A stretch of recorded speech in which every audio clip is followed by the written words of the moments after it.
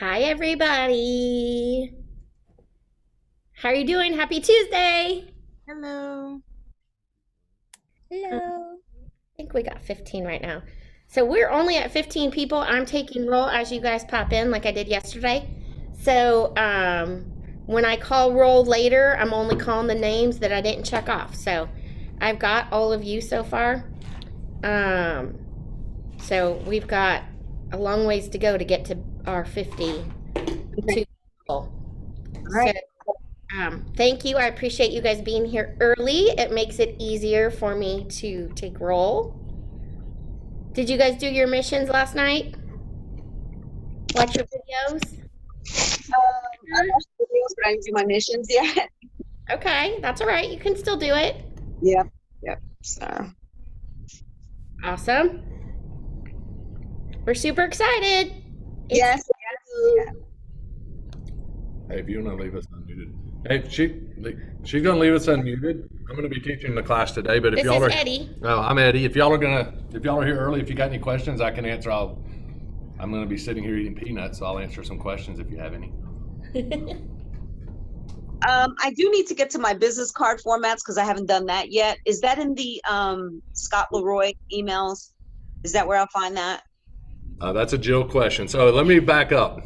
I'll answer any questions about real estate that don't pertain to command New or systems or tools. or new systems and tools.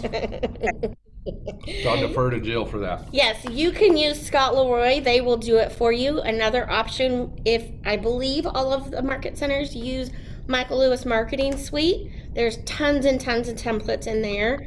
And it's literally michaellewismarketingsuite.com. And then the third choice is In Command. In Designs, there are business cards already in there that you can fill in the blanks. And Okay. so you All got- right. Okay. Cool. Thank you. It'd be nice to have Jill here today because I normally have to say, I don't know the answer to that. Let me ask somebody. Okay. Any other questions? No. That's pretty much it for me. Thank you, though. Thanks. Y'all bear with me today. This is the first time I've ever done this on a Zoom, so it should be interesting. Cool. Look forward to it. Should be fun. It's always fun.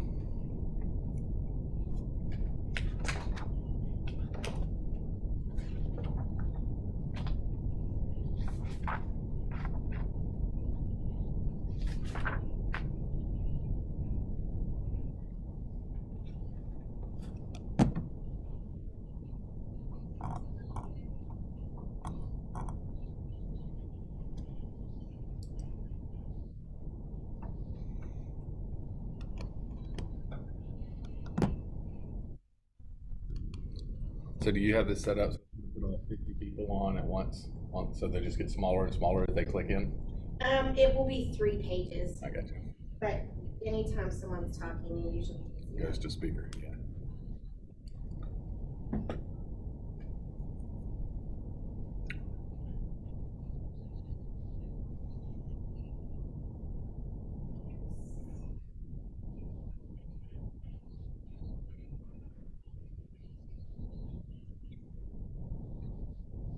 How many market centers? 4?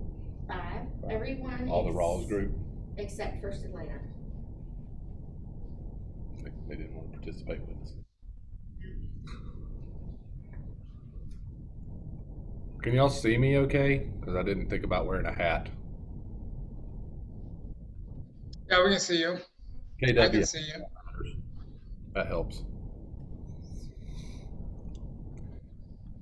Everybody here pretty new to real estate? Brand new? Yes. Yes. Yeah, I am. Most of them are in their post classes. Yeah, I've been in it before. I was owner broker at some point. Okay. Well, welcome back. Thank you. I have 25 years. I'm transferring from DC. Real estate? Yeah, I'm transferring from the DC metro area. So you have to do your Georgia license, post licensing. That's right. Well, good. You can tell me all the things I say that are wrong. I don't want to. Are you sure? You've been doing it longer than me. Yeah. So did you just relocate here? I relocated about a year ago, but I've been transitioning my business. I was hoping to start the first of the year, and then you know what happened. Yeah. So you're in the DC area? Yeah, I have license in DC, Maryland, Virginia, and now Georgia. You know Sarah Reynolds up there? No, I don't know Sarah Reynolds. She's the #1 group in KW right now. She's doing 10 million in GCI out of DC. My office, my KW office up there is in Maryland and Upper Marlboro, the preferred office. She's in. There's a whole bunch of them though, but she's the #1 in KW right now. We have like 500 agents in that office. Oh yeah. Yeah, it's a lot. I figured you might know her since she was doing so much volume up there. She actually just expanded into Atlanta this year. Oh, get out of here. I have to look her up. Yeah, Sarah Reynolds. I think she goes by the Reynolds team. Oh, I know the Reynolds team. I know her husband. Yeah, she's since married and has her husband's name, which is like OG or something, OJI or something like that. I know the Reynolds team. Yeah, but she goes by the Reynolds team. Super sweet, super helpful. I've talked to her a couple times about some things we're doing. Yeah, I specialize. I used to do condo conversions. So I really wasn't on the home buyers end. I did more conversions projects, more developments. Awesome. Well, welcome. Thank you. What year is this? 2020? Yeah.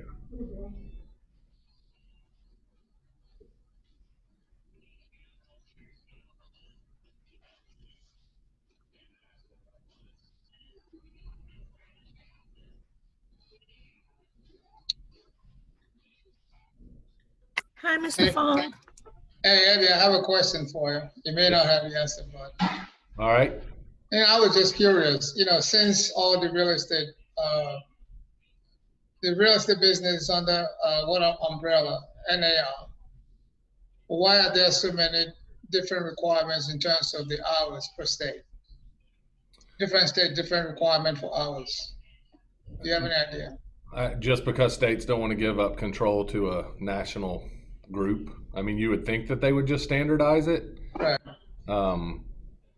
But I don't guess NAR, my assumption would be, and historically NAR was not always there. So each state had its own requirements, and then NAR came along. Then the state started grouping as their Georgia Association of Realtors and Alabama Association. Right. Then they created NAR, and I'm guessing the states are very resistant to letting NAR dictate what they can and can't, what they have to do. Yeah, that's yeah, because NAR wasn't there when they started real estate, right? That was something that was formed later, and so that was just probably part of the process, would be my guess. You're probably right. Hey, everybody. Hey. Bonjour. Bonjour, comment allez-vous? Bien. Oh, it's my firefighter friend. I'm running late because I just put out the contract. I'm so excited. Congrats. We're all in our cars today. This timing is just inconvenient. Is that your first contract? It is not. This is my 4th contract, and I've sold 1 listing so far. Awesome. And today is day 48 as a realtor. So it's going to be a minute. Awesome. We're trying to kill the game. It's a good time to do it. Yeah, the timing of this is like hard for so many weeks because this is when our clients are wanting to go see houses and stuff. So I'm like, when is this over? So we can talk about all those kinds of things, because one of my statements I'm always going to make is you can either control your business or business is going to control you. And if you're new, and you better start controlling it now, because if the busier you get, the less control you're going to have. So you got to start controlling it. There are so many scripts out there to help you dictate when you're showing houses to these people and when you're not showing houses to them. And the quicker you can get control of it, the quicker you have control of your life. Good. I'm going to be looking for those. I told her today we started off at 10 o'clock, but then we ended up going to 2 different properties on 2 different sides of town. So, which I'm glad we did it because we got the deal done, but she just wanted to, the last look or whatever. Do you tell them about your cute video, Anjali? Oh yes, I make cute videos because all of my buyers, like, I mean, like real life. I mean, if anybody ever has a question about it, but like every last one of my buyers and my seller came from Zillow, but all of my buyers have come from social media. Every last one. This girl that signed today, she came from Instagram. So yes, I do videos and I do live videos, and I'm on it because that's where I'm at every day. That's a huge place to get business when you first start, especially.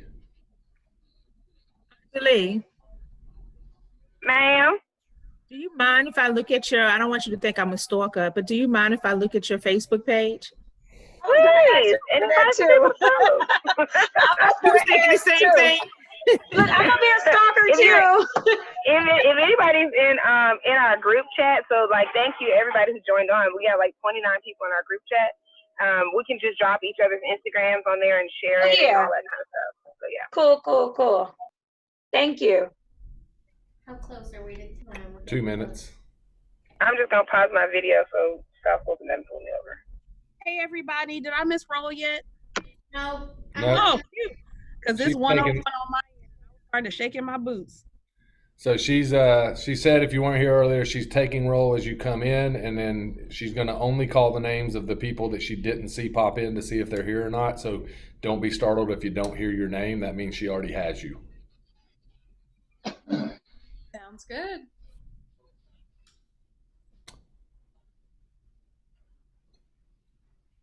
Y'all bear with me today because I've never done this on a Zoom. It's kind of weird to be in here by myself and nobody else is in the room. Well, we haven't done this either. Ignite that is, I have not, so. Yeah, I guess y'all don't know what to expect, so whatever I do will be okay, right? We'll be okay, yeah. Pretty much. No comparison. That's awesome. Just tell her the right thing, okay? The right process is what we need. Yeah. How many we got? Can you see? How close are, how many do we have, everyone? I don't know. Where do you see the number? 47. 47. Am I missing that somewhere? 48. Haven't missed anything yet. At the bottom of the screen, Eddie, you see where it says participants? Oh yeah, there it is. 48. Yeah, that's not everybody. Okay, So I'm it's- gonna call these last few names that I don't have. 49. Keisha Welch, are you here? Chaz Goggins. He's on. Chaz is? Yeah, he's just muted. Okay. Tracy Powell. She was on, no video. Tracy. Don't forget you guys have to turn your video on. Yeah, turn it on for this screenshot or you won't get credit. Thank you, gotta keep Tracy. your video on the whole time. So you see Tracy, Stacy? Yes, I'm looking at her, right? We're waving. Okay. Marjay Smith, is he here? No, he is not with us anymore. Okay, Christina Dobbs, there she is, but we need your screen on. Britannia Walker. There's Britannia. Christina. Britannia. Britannia. Trina Clapperton. She's on, but no video. Need that video, Trina. Trina and Nick, we need y'all to turn your video on for the Oh, screenshot. here she comes. Cindy Sharon. Cindy Sharon, there she is. Yay. Okay. Tamara Doctor. Tamara Doctor, are you here? I don't see her. Click participant. They're in alphabetical order. Look at you. Got all the tricks. No Tamara. Nope. Okay. Lorena DeQ. Duque. Lorena Duque. She's there. She's here. Ron Morgan. I don't see Ron Morgan. Okay, that's it. If I did not call your name, I've already got you checked off. So, welcome. And I just want to recap our, okay. So I'm going to do our screenshots real quick. Okay, everybody smile. Cheese. Keep smiling. Fancy. Okay. It's just so funny to me that Jill's face is showing under like Eddie Hudson's name, and I'm like, that you don't look like an Eddie. Nope. Tatiara, you need some light on your face because you're just, much better, excellent. Wait, do we have everybody in only 2 screens? Looks like it. Yep. I know, that's making me nervous. That's making me nervous too. Well, that's 50. Well, she said the other day, look to the left and the right. Yep. Some of the people in Are class you guys with able you. to see me? Yeah, we can see you. Go to the first Okay. page. Line up. Lucas, we can see you. Was that you? But be careful, don't drive off the road. Yeah. Okay, those of you that are driving, please be very careful. I like that Kong is riding and not driving. Okay, so here we are for day 2. We're gonna find your business. You guys learned a lot of stuff from CC yesterday. This is the next step. Eddie Hudson is here with Cityside. He has the #1 team, and actually for the month of June, his team, the Dwell Collective, was ranked #4 in the Southeast region. And if you don't know, the Southeast region is Alabama, Georgia, and Tennessee. So Eddie is a rock star. 13,000 agents. 13,000 agents, and he's #4 in the groups category, which means if you're an individual, you could be a team, which means you've got 2 licensees working together, or a group is more than 2 licensees working together. So Eddie has built up his team. In the past, they were the Smyrna team, and they have merged with another team, so now they are the Dwell Collective. And Eddie just told me that they did 78 million in volume last year, 2 million in GCI, over 2 million, 2.1 in GCI. So when I tell you Eddie knows what he's talking about, he knows what he's talking about. So I'll give it to Eddie Hudson, and I hope you guys have fun. Thank you.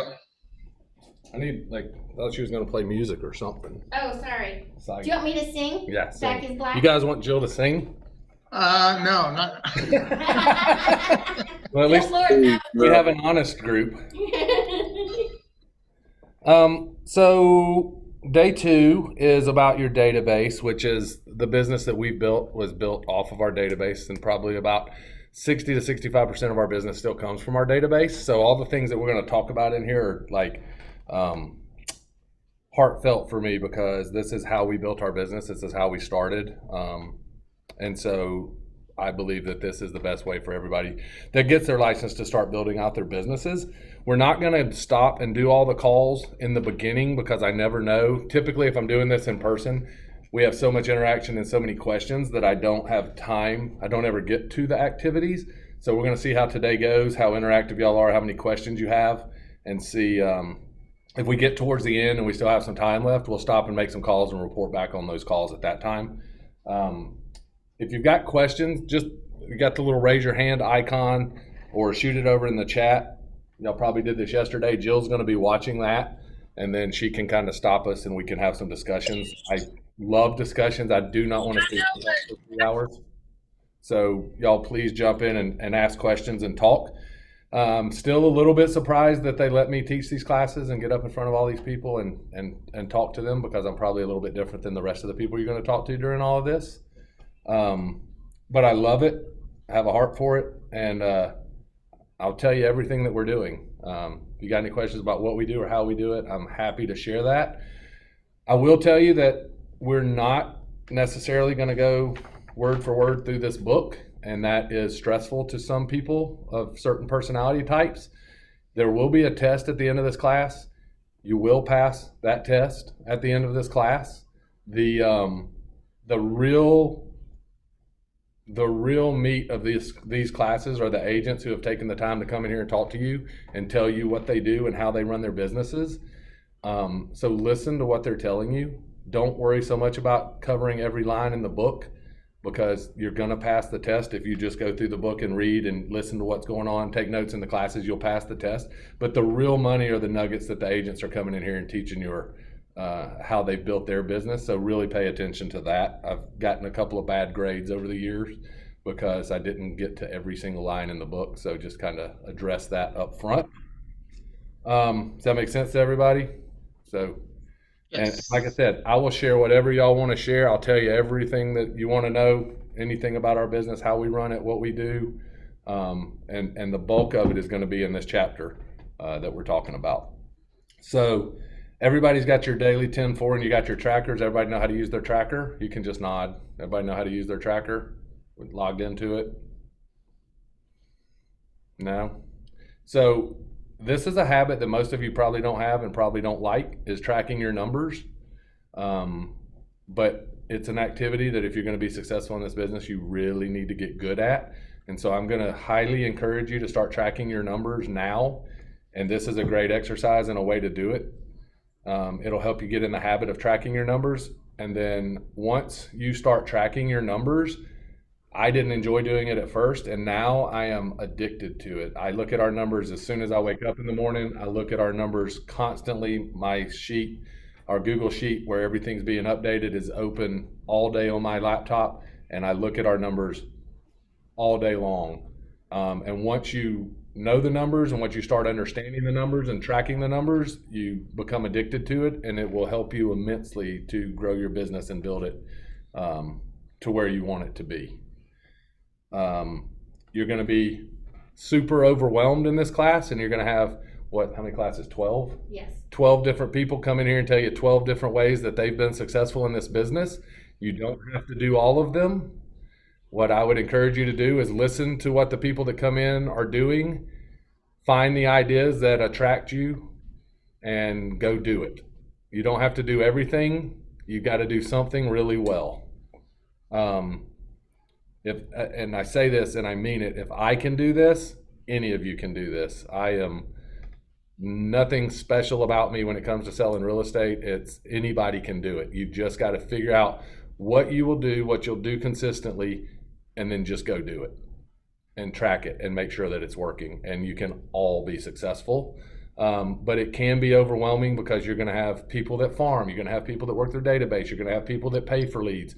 There's going to be so much information and so overwhelming, but don't let it overwhelm you. Just find the thing that you go, I like what that person said, whether it's me, whether it's somebody later, and I can see myself doing that, and I could see myself running a business like that, and go do that, right? Because there's people out there that make a lot of money cold calling expireds and calling for sale by owners, and they love it and they do great with it. I've been in this business for 19 years and I've probably called 5 for sale by owners, and I've never called an expired. So it's just not something I enjoy. It's not something I'm going to do consistently. So I found what I would do, which is work my database, and I built my business around that. You're seeing why I can't believe they let me teach these classes now, right? Because I'm telling you not to do some of the things they're going to tell you to do. But consistency is it, right? What are you going to do and what are you going to do consistently? And you don't need to go out and start spending a bunch of money buying leads. You all have enough contacts in your sphere, in your phone, to build a business, a successful business. So Conrad's asking what your background was before real estate. My background before real estate was I went to school. I normally offer a prize for this because nobody gets it, the lady, who was the lady that just had a contract, Anjali? I heard Anjali jump in, so she may appreciate this, but I went to school and I have a BA in French, and I was going to teach, and I was working in kindergarten, and then I got a job. I got married and had kids and said, wow, I need to make more money, which is probably why most of you are here. And so I jumped into sales in a commercial heating and air conditioning company, did sales in there for 8 years. And at the end of that, the guy that owned the company was buying and selling a lot of mobile homes and property. And I didn't have the money to invest, but he let me start going out and selling them and rehabbing them for him. And I was like, wow, I really enjoy this. And I don't really like air conditioners. I love air conditioning, but I don't really love selling air conditioners. So I got my real estate license, and I was married, 2 small children. I took out a second mortgage on my home for $18,000, and I walked in and quit my job and started selling real estate. Sometimes there's a lot of truth to the burn your boat, if y'all are familiar with that, right? Burn your boat and you don't have anywhere else to go. So I had no choice. I had to make this successful or we were going to be homeless, and I couldn't do that to my wife of the time and 2 kids. So I took out a second mortgage, burned my boat, and here I am 19 years later. So I know a lot of you come in part-time and like, I don't know how I'm ever going to get out of this other job. How am I going to find the time to do this? And I'm not telling you to go quit your job, but when you don't have an option, you'll do what you got to do to get it done, right? And I always say, I go back to that expired and FSBO calling. I never called them. If my business went to nothing tomorrow and I had to call expireds and for sale by owners to make a living, I'd probably just find another job, but I would do it until I could find another job, because you just do what you have to do, right?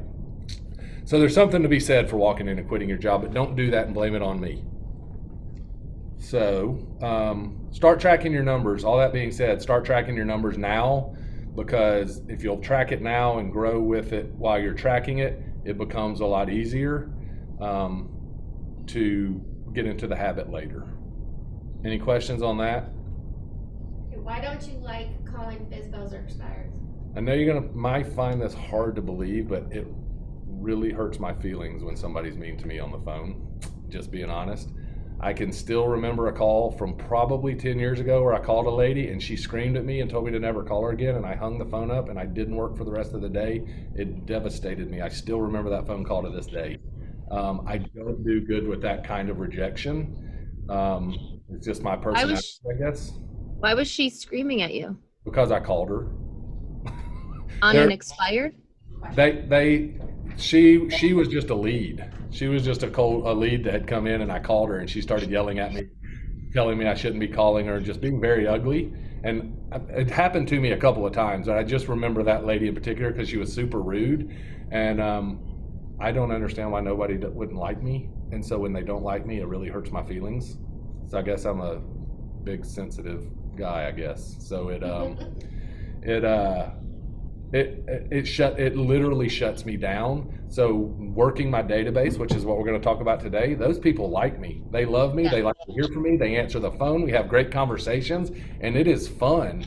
But what's funny is now I actually coach some agents, and then I've got 7 agents on my team, and some of them would rather call leads and be yelled at and get the good leads out, pick the good leads out, than to call their database. And I can't comprehend that, right? So there are different styles, but I like to call people that like me and want to talk to me and have good conversations and send me business. So just much more pleasant to me. They want to know where the numbers are or something. Oh, they asked, where do you find those numbers for expireds and FSBOs? So there's systems out there. Land Voice, I believe, is one.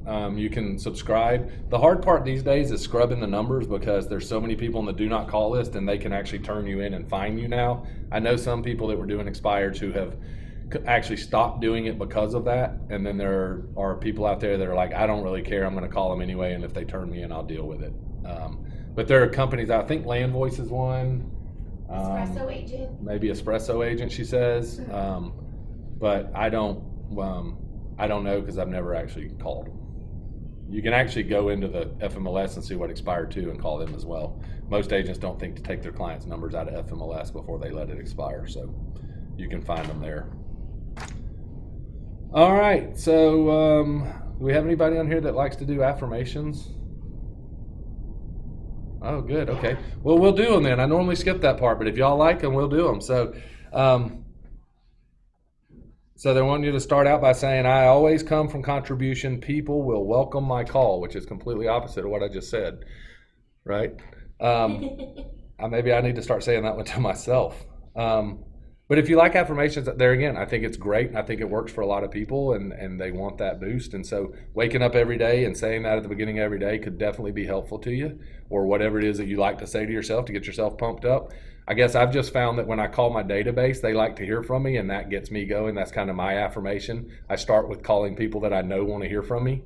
So, my mom, my brothers, call those people first that are super nice to me, and And that's really what gets my blood pumping. And so rather than doing an affirmation, I guess I kind of perform an affirmation if I'm going to start calling people that day. And I see the cold calling a list that was 60 days old. Like, there's a lot of money in those lists. And if you don't mind making those calls, you can definitely go in and find the business. Most agents are going to get their leads. They're going to call them once. They're going to cherry pick the good ones, and they're never going to call the rest of them again. Stats say if you're going to call those kinds of leads, you need to call them. You need to call leads. You need to call them 6 times in the first 2 weeks to really have a good chance at converting them. So you got your list of contacts. Have y'all all made your list of contacts? If you haven't made your list of contacts, just pick your phone up, click on the button that says contacts, and there's your list of contacts, right? I think I got like 1,600 people in my phone. So none of you can tell me that you don't have a list of contacts to call. So that can never be an excuse for making calls. So they're going to give you a lot of scripts. How many of you love scripts? Yeah, I don't see any hands going up here. So Gary Keller one time at Mega Camp. So there's a couple of events KW has. They'll be different this year. They have Family Reunion. They have Mega Camp. I would highly suggest going to both of them. They move them around. Well, Mega Camp's always in Austin. It's going to be completely virtual this year. I would definitely sign up for it. And then Family Reunion, they move around each year. I don't know where we'll be for February next year, but it's in February. Vegas, that's right. If it doesn't get canceled, it's in Vegas. So Gary Keller said one time, he said, do you know how a magician pulls a rabbit out of his hat? He put the rabbit in the hat before he started the trick, right? And that's what a script is. You got to have those rabbits in your hat so that when people ask you questions, you have answers and you can answer those questions. And I'll go through my script later about how I add people to my database. And every time I do it, people say, but it doesn't sound like a script when you say it. Well, that's because I've said it 20,000 times, right? So once that script's in your head, then you can just jump in and say it at any time. And the script that you need to have in your head right now, and I guarantee you that 80% of you, if we're being honest, would raise your hand when I ask this question, is how many of you are scared that the first time you go get a piece of business, they're going to say, well, how long have you been selling houses? How many houses have you sold? Right? That's one of the reasons you don't want to ask, because you're terrified of answering that question. You better have something in your head and a response to tell them so that you just spit it out and you can keep going, or you're just going to be like, and then that's not going to build any confidence with them, right? So having those scripts is super important so that you just have an answer for everything and you're just ready to go. Does that make sense? Who's got a script who's been asked that question and had an answer for them that worked? No, anybody? You can unmute yourself and tell us if you have a script. Well, it's not really a script, but I thought of like what to say because I know that question would come eventually. Yep. And practice with like good friends of mine. Let me practice on them. So it's not more so, oh, I've never did this before, so I don't know what I'm doing, but I'm going to work more diligently and harder because you're my only client and I got you. And more so to reassure them kind of. So that goes right along with kind of the script that KW would throw out there is, yeah. I'm a member of an office that's with 300 agents in the office. And they're all basically on my team. I can pick up the phone and call any of them and they'll help me. And you're my only client right now and I can dedicate 100% of my time to helping you. And what I'll promise you is I'm always going to be honest. I may not know the answer, and if I don't, I'm going to tell you that I don't, and I'll go find the right answer for you and come back to you. I'm never going to try to make you think that I know something I don't. And so I'm going to take care of you between myself, my broker, and all the agents that I have access to. We're going to make sure that you get taken care of and get you the highest level of service. And you're my only client right now. I can devote 100% of my time to you, right? Right. Like that's a script, but when I say it, it doesn't sound like a script because I've said it before. I haven't said it in a long time, but I've said it in these classes, right?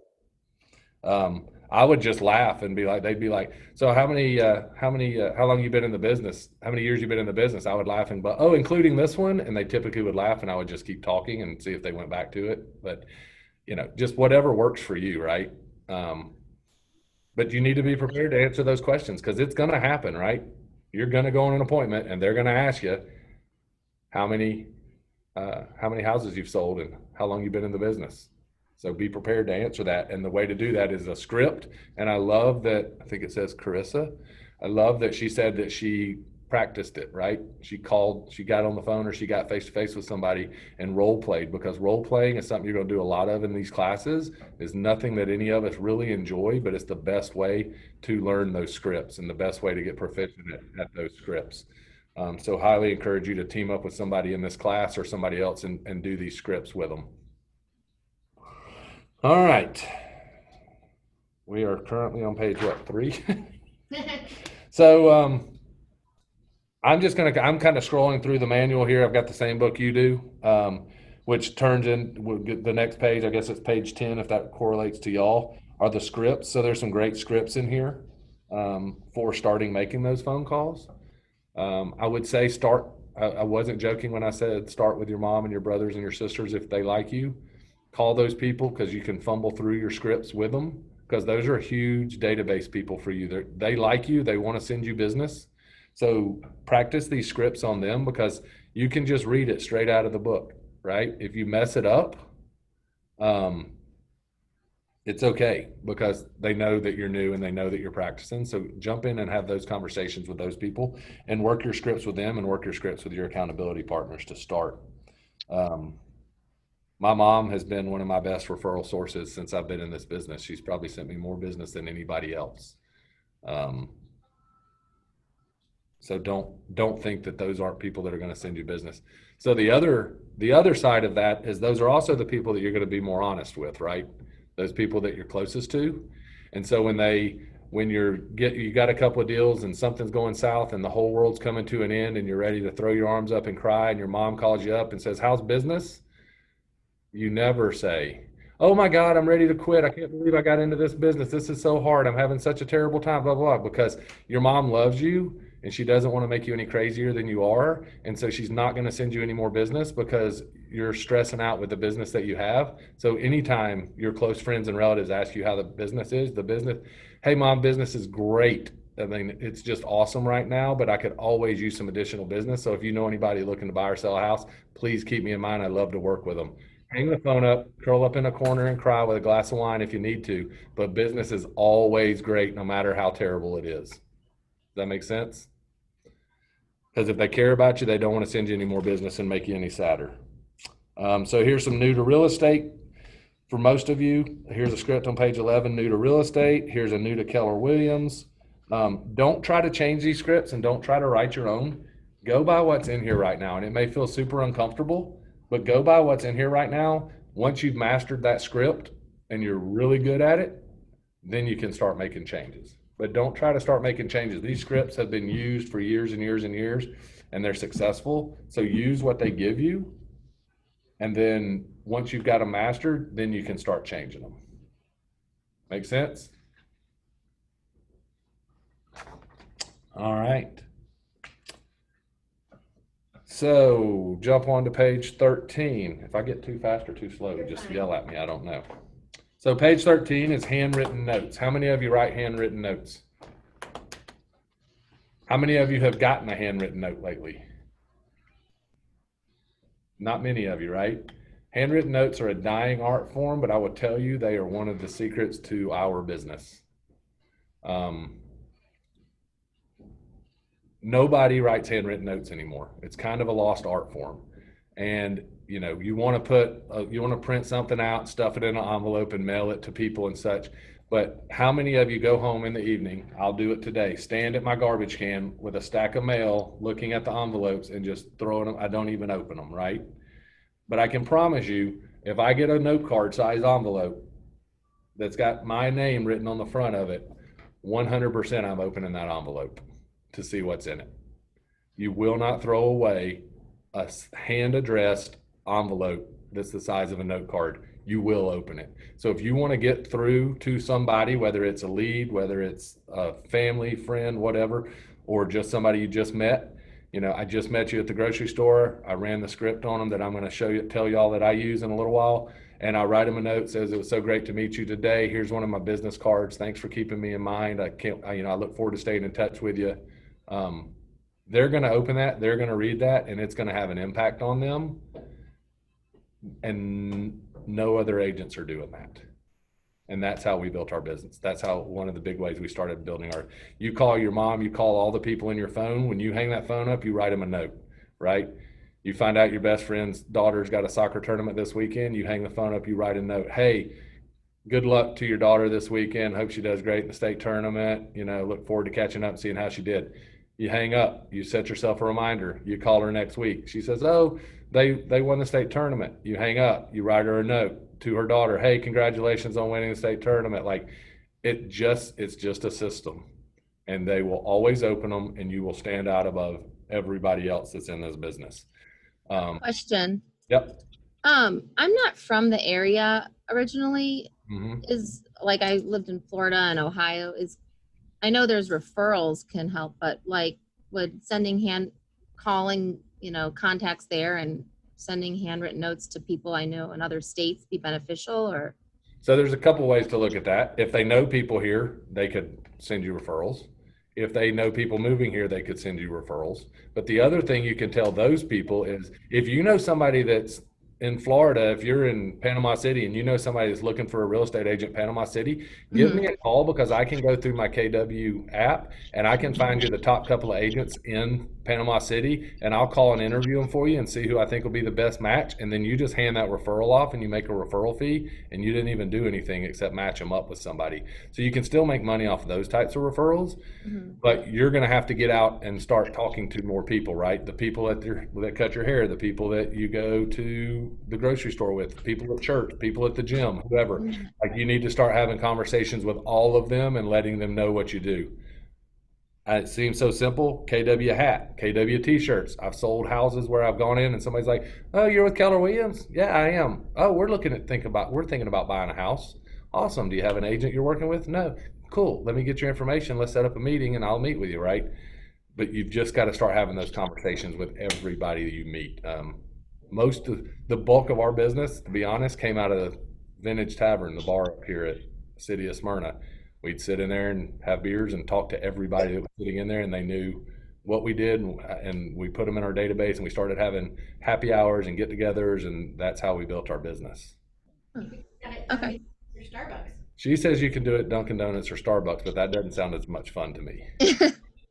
So I was gonna also mention too that when like, just even the idea of like getting into real estate, I think sometimes people have like the wrong perception of like, when you get with a brokerage, you felt like I did anyway. I'll speak about myself. So like, when I've always wanted to work with Keller Williams. Keller Williams sold our house in Texas, so I've always, just been fascinated with this company.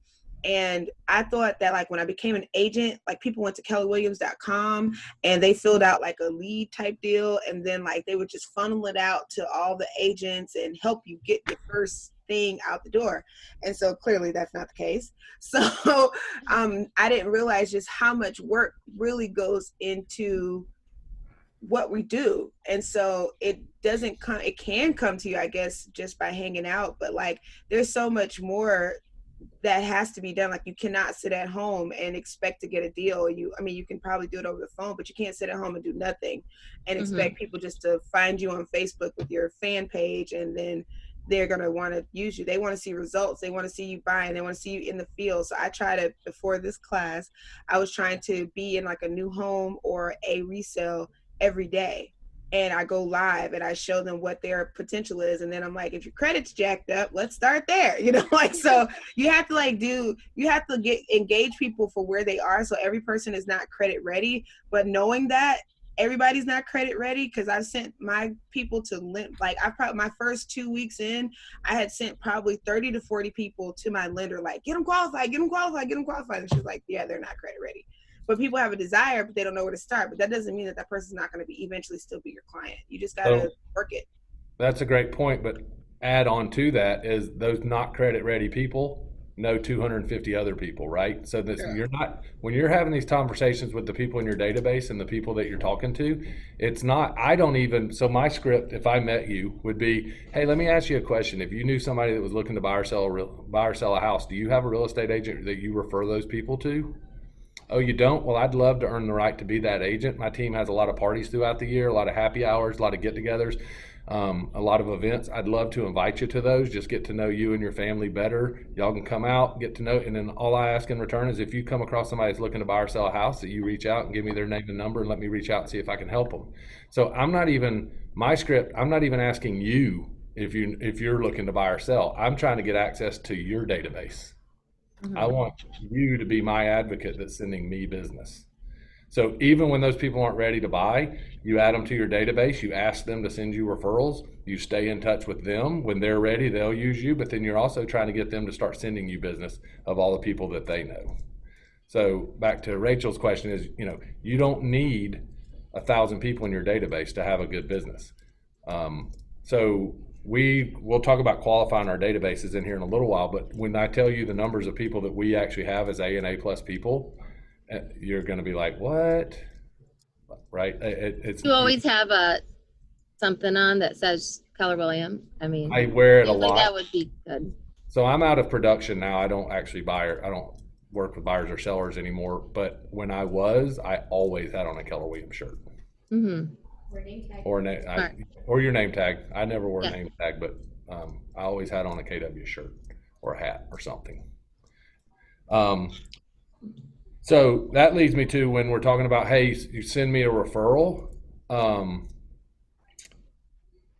One of the biggest things we've ever done in our business, we started even if it's my mom sends me a referral, the first thing I do when she calls me, hey Eddie, call this guy. I told him you're going to give him a call, right? You see the difference there? She's calling me and telling them to call me. She's not telling them, here's my son, call him.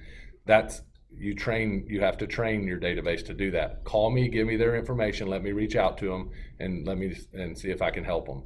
So when she calls me and gives me that info, I hang the phone up. What do you think the first thing I do is? You call them. No, you send her a thank you note, and then you call them. I send her a thank you card that says, thank you so much for the referral. Because of people like you, I can do the job that I love. And then I put a $5 Starbucks card in it, and I write, thanks a latte. Cheesy as can be. I've been doing it for 20 years. Thanks a latte. I send them a $5 card. Every time I send it, they call and say, you didn't have to send me that. I said, I didn't do it because I had to. I did it because I want you to know how much I appreciate you thinking of me. That will build your database and teach them to send you business. Love that. Thank you, Eddie. That, if you don't get anything outside of this class, Can I borrow that? Do that every time. That was good. Here's what happens. If I don't send you a thank you until I close a $300,000 house and I made $10,000 and I send you a $5 Starbucks card, that doesn't feel very good. If I send you a thank you because you sent me somebody who's got a 400 credit score, that feels good. I don't care if they can't afford to pay attention. The fact I'm rewarding you for thinking about me. Right? So that, if you get nothing else from this class, do that for the rest of your real estate career. And there's a couple of scripts in here for writing your handwritten notes on page 13. So if you did, Eddie, I got a question. Yep. How do you deal with a sphere of influence that think that you are already successful, that you don't need any more business? So what's funny? The concept perception that you have so much. Yeah. That's a very valid question. What I had a big aha a couple of years ago. You'll hear that word aha in KW a lot. I had a big aha a couple of years ago when one of my great clients, I've known her for 20 years. Our kids grew up together. I've sold her houses. Sends me a text and says, hey, Eddie, I've got a first-time home buyer. She's looking to spend $150,000. I know you don't want to mess with that, and it's below what you want to do, but who could you recommend for me to send her to? And I was like, whoa, what do you mean I don't want to work with her, right? Like, the more successful you are or perceived, people think you need their help less. So it is very important that you are staying in contact with your database. You are telling them constantly that you need their help, that you want them to send you business. And the more successful you get, the more you have to do that. because they see you driving around in the nice car and posting that, especially with social media now, which we didn't have when I started. They see you at the beach. They see you on vacation. They see you doing all these fun things, spending all this money. Eddie don't need my help. He's killing it, right? No, I'm doing those things because people like you send me business, right? So the more successful you are or are perceived, it becomes more important to call them and remind them that you need their help. Make sense? Makes a lot of sense. I used to get a lot of that. Yeah, and whether you're successful or not, they think you are, right? Because you're not posting all the negative things, right? Everybody on Facebook, their life is perfect. Everybody on Instagram, their life is perfect, and all they do is vacation and have a good time. We all know that's not real, but that's the perception. So when you're out and they think that you're killing it, they don't think you need their help. And the truth is, you need their help more, and you need to continue to let them know that. Any more questions about that? No, I'm good. All right, so handwritten notes. If none of you are doing them, start now. If you made calls yesterday to 10 people like you were supposed to, you should be writing 10 handwritten notes when we get off this call today to thank them for talking to you and tell them that you look forward to building a relationship with them and helping anybody they know buy and sell houses. So you got some homework, and you should do that every single time. Because if you let 40 note cards stack up, I can tell you sitting down to write 40 note cards at one time sucks. It is no fun, and you won't do it. So get in the habit of doing it every day. I would typically hang up the phone and write my card, make a call, hang up the phone, write the card, make a call, write the card. Because if I had to stop and write 10 or 15 at the end of that hour or two that I'm calling, it just starts sucking. Right? And then I'm thinking about what I want to say in the card when I hang the phone up. Quick question. Yep. So I have not yet gotten my business cards. So what would you suggest to put in the note? Because I do have some notes to send out, but I don't have any cards. My name, my phone number, and my email address. Okay. And say, hey, by the way, as soon as I get my business cards come in, I'll send you one. Guess what? Handwritten note. Hey, as promised, here's one of my business cards. And with the note, do you typically include a couple of business cards or just the one for that person? So what I don't want is people riding around giving out my business cards. I want to teach them to call me and say, hey, Eddie, my friend John's looking to buy a house. I told him you're going to call him. Here's his information. Okay. That is a referral. That's what you want. All right, page 15. Get your head in the game. We're going to do some reading here too, because I'm required to make sure y'all get your license hours. At the end of day one of Ignite, you committed to adding 200 new contact names to your database, correct? Let's get into the whys and hows of growing a database by putting the topic in perspective. If you use email, and who doesn't, you undoubtedly are inundated with notices from companies whose websites you visited or ordered from, correct? Like Amazon, and I don't know if y'all know what reverse prospecting is, but that's why every time you go search for a pair of shoes or search for a movie or search for a car, those ads start showing up everywhere. That's because they see what you're doing, and then they're coming in and remarketing. I forgot what I said, but it's called remarketing.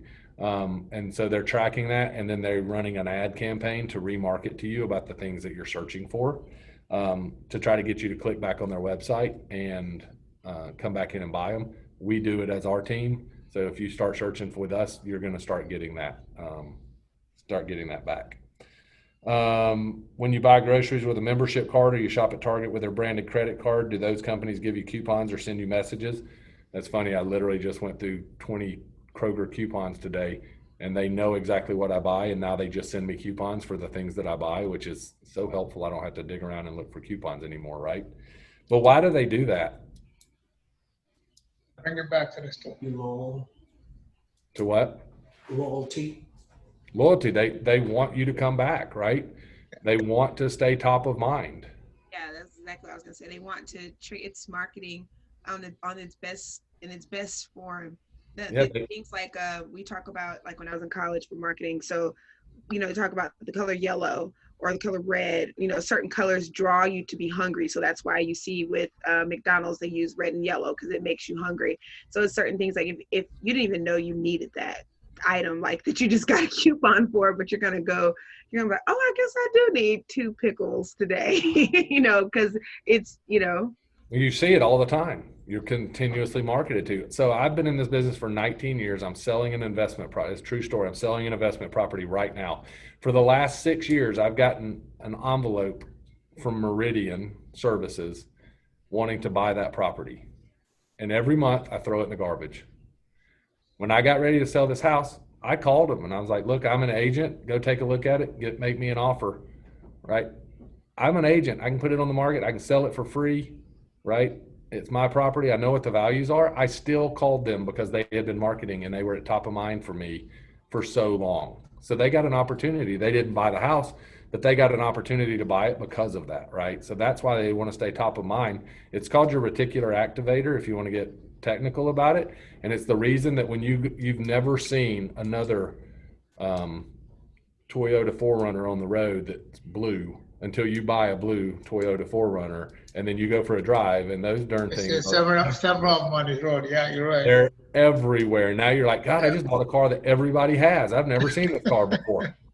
And it's called your reticular activator. So you want to be that Toyota for your people. When they hear the word real estate or I'm thinking about buying a house, you want them to think of you. So you have to consistently be talking to them and marketing to them, which is your 50 touch program, right? Or what is KW calling it now? It was 36. How many are they up to now? So we run a 50 touch program, which means we touch everybody in our database 50 times a year. KW's touches are 36. But we touch everybody in our database 50 times a year. And that just keeps us top of mind. So they're constantly thinking about us. All right. What are those touches? I have another question, sir. And then I put a question in the group. So 2 questions. Number 1, what are the touches? And then number 2, if we have an imperfect database or if we only have someone's name and their email address, how do we fill in that space of needing more data from them as part of a practice script so that we don't feel like, you know, hey, what's your home address? Like, how do you even segue into that? Like, because that sounds, I would feel weird if someone wanted my home address in 2020. It's just not. So I think if you only have an email address and you've never met these people, right? Like, so when I'm talking about your database right now, we're talking about your Mets, unless you're like Rachel, you're new to the area and you don't know them. But if I know you, I've probably got I'm going to start by calling the people I have their phone numbers because that's going to be the easiest one. And then the phone call is going to go, hey, Christina, it's Eddie. Just wanted to give you a call. I don't know if you knew it or not. I'm in real estate now. I don't know if you knew somebody that was looking to buy or sell a house. Do you have an agent you refer those people to? I'm going to have that conversation with every single person in my database because just because they're my really good friend, they may have another best friend that's already selling real estate that they send referrals to. So I always ask that. That's always my question because now I'm qualifying who I'm going to spend my time, effort, and money on. And so I'm always going to have that conversation. And then I'm going to say, if they say, no, I don't, I'd say, well, I'd love to be the person that you send those referrals to. Let me make sure I got all your contact information because we're going to be having some events and some giveaways and doing some, you know, if they got kids, we'll have Sweets with Santa in the office. I'm going to do a movie event, right? So I just want to make sure I get you invited to all these things. So let me make sure I have all your contact information. To me, that's pretty easy if I know you and I've got your phone number. If you're talking about a person that you've never met, that somehow you got a name and an email address for, you're probably going to have a little bit more difficult time getting them to give you all their information. Right? So I would say if you all are all new, you've got plenty of people to be calling. And until you've called every one of those people, you don't need to be doing anything else. Can I throw out a tip? Yep, Jill's got a tip. Okay. Sorry, it's echoing so that, wait. Mute here. Okay, I just want to, he's really mute this one. Oh, it's down here.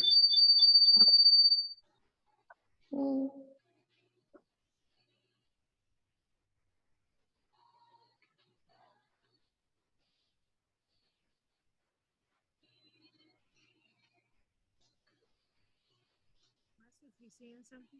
Can't hear you talking. No. Oh, you're muted. We muted to prevent the feedback. Sorry. So we've got Command, right? Gary Keller spent over $1 billion on our new platform and our systems. This is the phone call you have. Call your friends, call your family, and say, oh my God, I just joined Keller Williams and they have this amazing technology.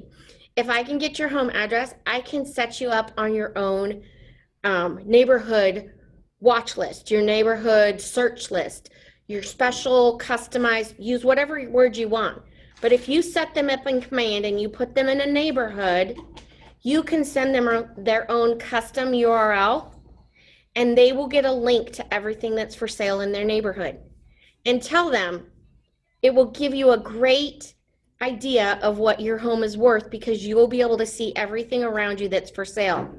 And part of that is getting them off Zillow, right? We want them to come to a KW site to see what the values are of homes, and it lists every single home for sale. So And it's marketed, it's free. It's branded to you. And it's got your name, your contact, your email.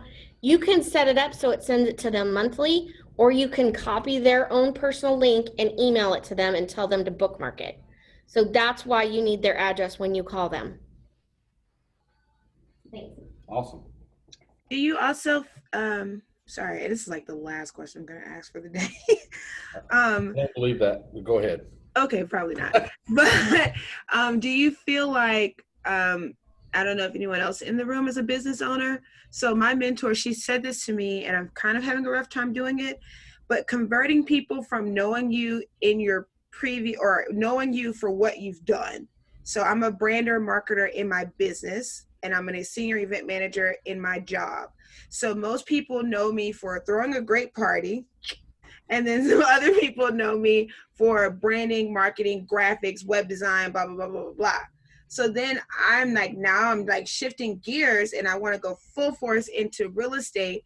And I'll call, like I started calling my database and they're like, oh my God, I'm so glad you called me. I totally need a website. And I'm like, I'm not calling you about that. So I'm having a hard time converting them. That's awesome. And you know what? I can hook you up with somebody that's going to get you a great website. The reason for my call today is I want to let you know that I'm actually transitioning into real estate and I'm so excited about it. Still, feel free to call me about websites and event planning and all that. I've got contacts and I'm happy to hook you up. But what I'm doing now is selling real estate. So what I was calling to ask you is if you knew somebody that was looking to buy or sell a house, do you have an agent you'd refer those people to? Right? So it's just the same thing over and over. Okay. And it's the same thing about note cards, right? People are like, what do I write a note card about? Everything you do, you can write a note card. Any interaction you have with somebody, you can come up with a reason to write them a note card, right? You just got to be in control and have the script ready to say, hey, you know what? I'm not doing that anymore, but I got some great referrals for you. I'd be happy to give them your information and have them contact you and they can help you. And by the way, do you know anybody looking to buy or sell a house? Do you have an agent you refer them to? Because I'd love to be the person that you call and give me their information and let me help them. Wonderful. My question though was in branding yourself between the note writing, handwritten notes, and text messages. How effective are text messages to, your database? So least effective is going to be an email. Then the next, I would say your next step would be a text message is a good touch, especially these days. And then a phone call and a handwritten note, kind of in that order.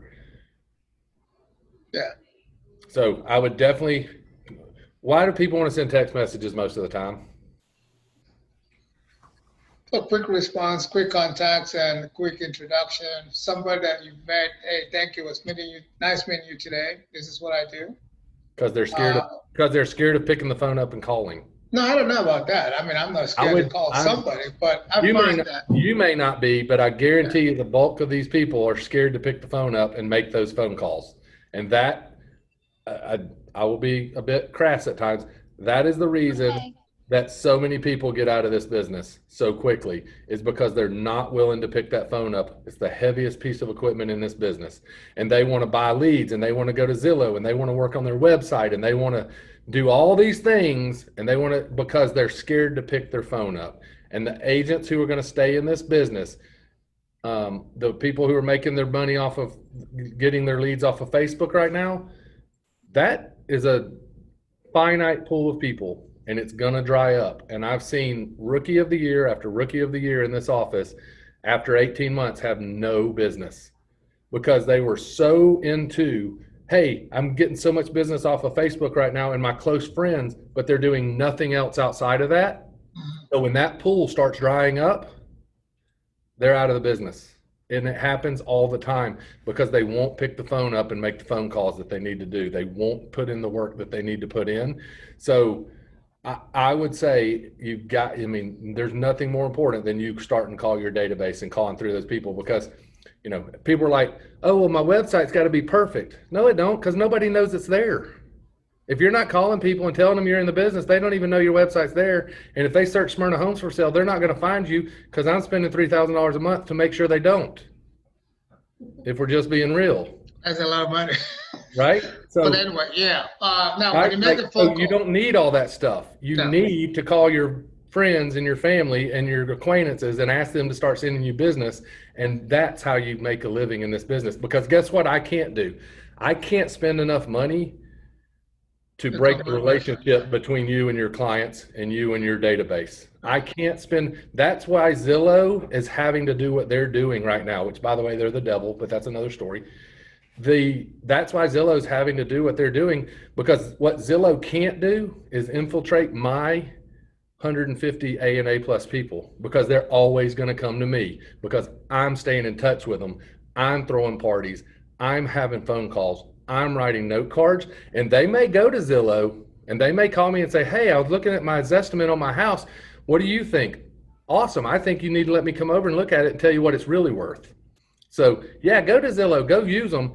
Zillow cannot break that relationship between me and my database and my clients. And so I can't spend enough money to get to your people unless you're not calling them. And if you're not calling them and you're not staying in touch, and I'm finding them and I'm calling them and I'm staying in touch, shame on you. And the worst thing you'll ever do is pick that phone up in 6 months because you were scared to call somebody and you call them and they go, oh my God, I wish you would have called 60 days ago. I just bought a house. Now, we the call other that being question. a secret agent, and you don't want to be a secret agent. They're very Absolutely broken. not. To follow up on that, a new acquaintance that you just met, and you give them a call. You get a voicemail. Is it advisable to leave a message or? Hey, it's Eddie with Keller Williams. I met you yesterday. Just wanted to call and say it was great meeting you. Give me a call back. I'd love to discuss how we can help each other. I'm always going to talk. I'm going to leave a message. I'm trying to build relationships. I ain't trying to trick you. I'm going to tell you exactly what I'm doing. I'm trying to build a relationship so you'll send me business. And by the way, what do you do? How can I help you in your business? Right? Always coming from contribution. Yeah, absolutely. Okay. Good stuff. All right. We're never going to get through all this. So your database is your business. What time do we get to? 4? Yeah. Okay. 2:30's break. 2:30's break. So we got 35 minutes. We'll take a break. So what is a database? We're on page 17 now. A database is a tool that centrally stores customer and prospect contact information, which is regularly updated with new details and events, can be organized and sorted as needed, and is continually added to in order to increase your business. That continually added to is a key part, right? Especially once you've called through all your people, there's just an attrition rate. I'll never forget her name, Dina and Neil Letra. I sold them 3 houses over the years. They sent me referrals. I dealt with a bunch of their friends. I sold them a house.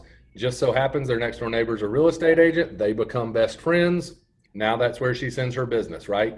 She was a great referral source, but she's fallen out, and she told me that, and that's okay.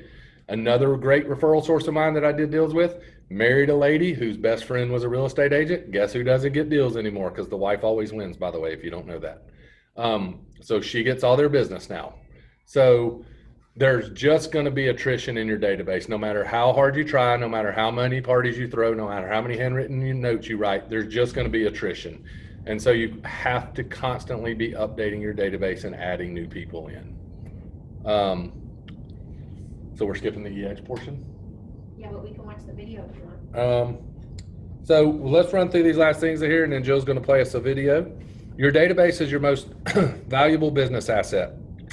It's much more than just a list of contacts. It's a living record of all your business relationships, current and potential. It's a tool to nurture and manage those relationships, to schedule and track every interaction you have with each person in it. And your well-tended database produces leads. A powerful database managed by a powerful schedule produces a predictable flow of leads. And from a predictable flow of leads, you can expect a predictable flow of business. Who in here would love to have a predictable flow of business? Right? And we all would. And I may have to roll, I'm gonna let her play a video, and I'm gonna roll this drawing board over here and draw some things for y'all. I can't teach this class without drawing and having a whiteboard. So we're gonna play a video, and I'm gonna get a whiteboard. Here we have Nan. So I'm sure most of y'all can identify with one of those two people. So let's see if I can do this and y'all can see it.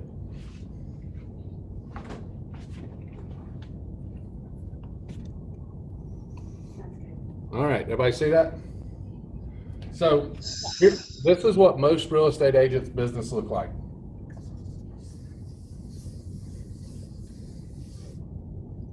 Right? So down here, you have no money, right? So so you have no money. So what are you doing? You're making phone calls. You're writing note cards, right? You're doing pop buys, which we can talk about. Going by and dropping stuff off to people, right? So down here, you're doing all these proactive activities to get business. So what happens after you do that? 60 or 90 days later, you're up here. Guess what you got? A whole bunch of money, because you got closings. But what do you stop doing? You're not doing calls. You're not writing notes. You're not doing pop buys, right? So you're not doing all these activities. Well, the reason that you got here is from the activities. But then you get busy and you quit doing all the things that got you here, and then you wind up back down here with no money again. And this is how most of you are going to live if you're not careful. What you want is this.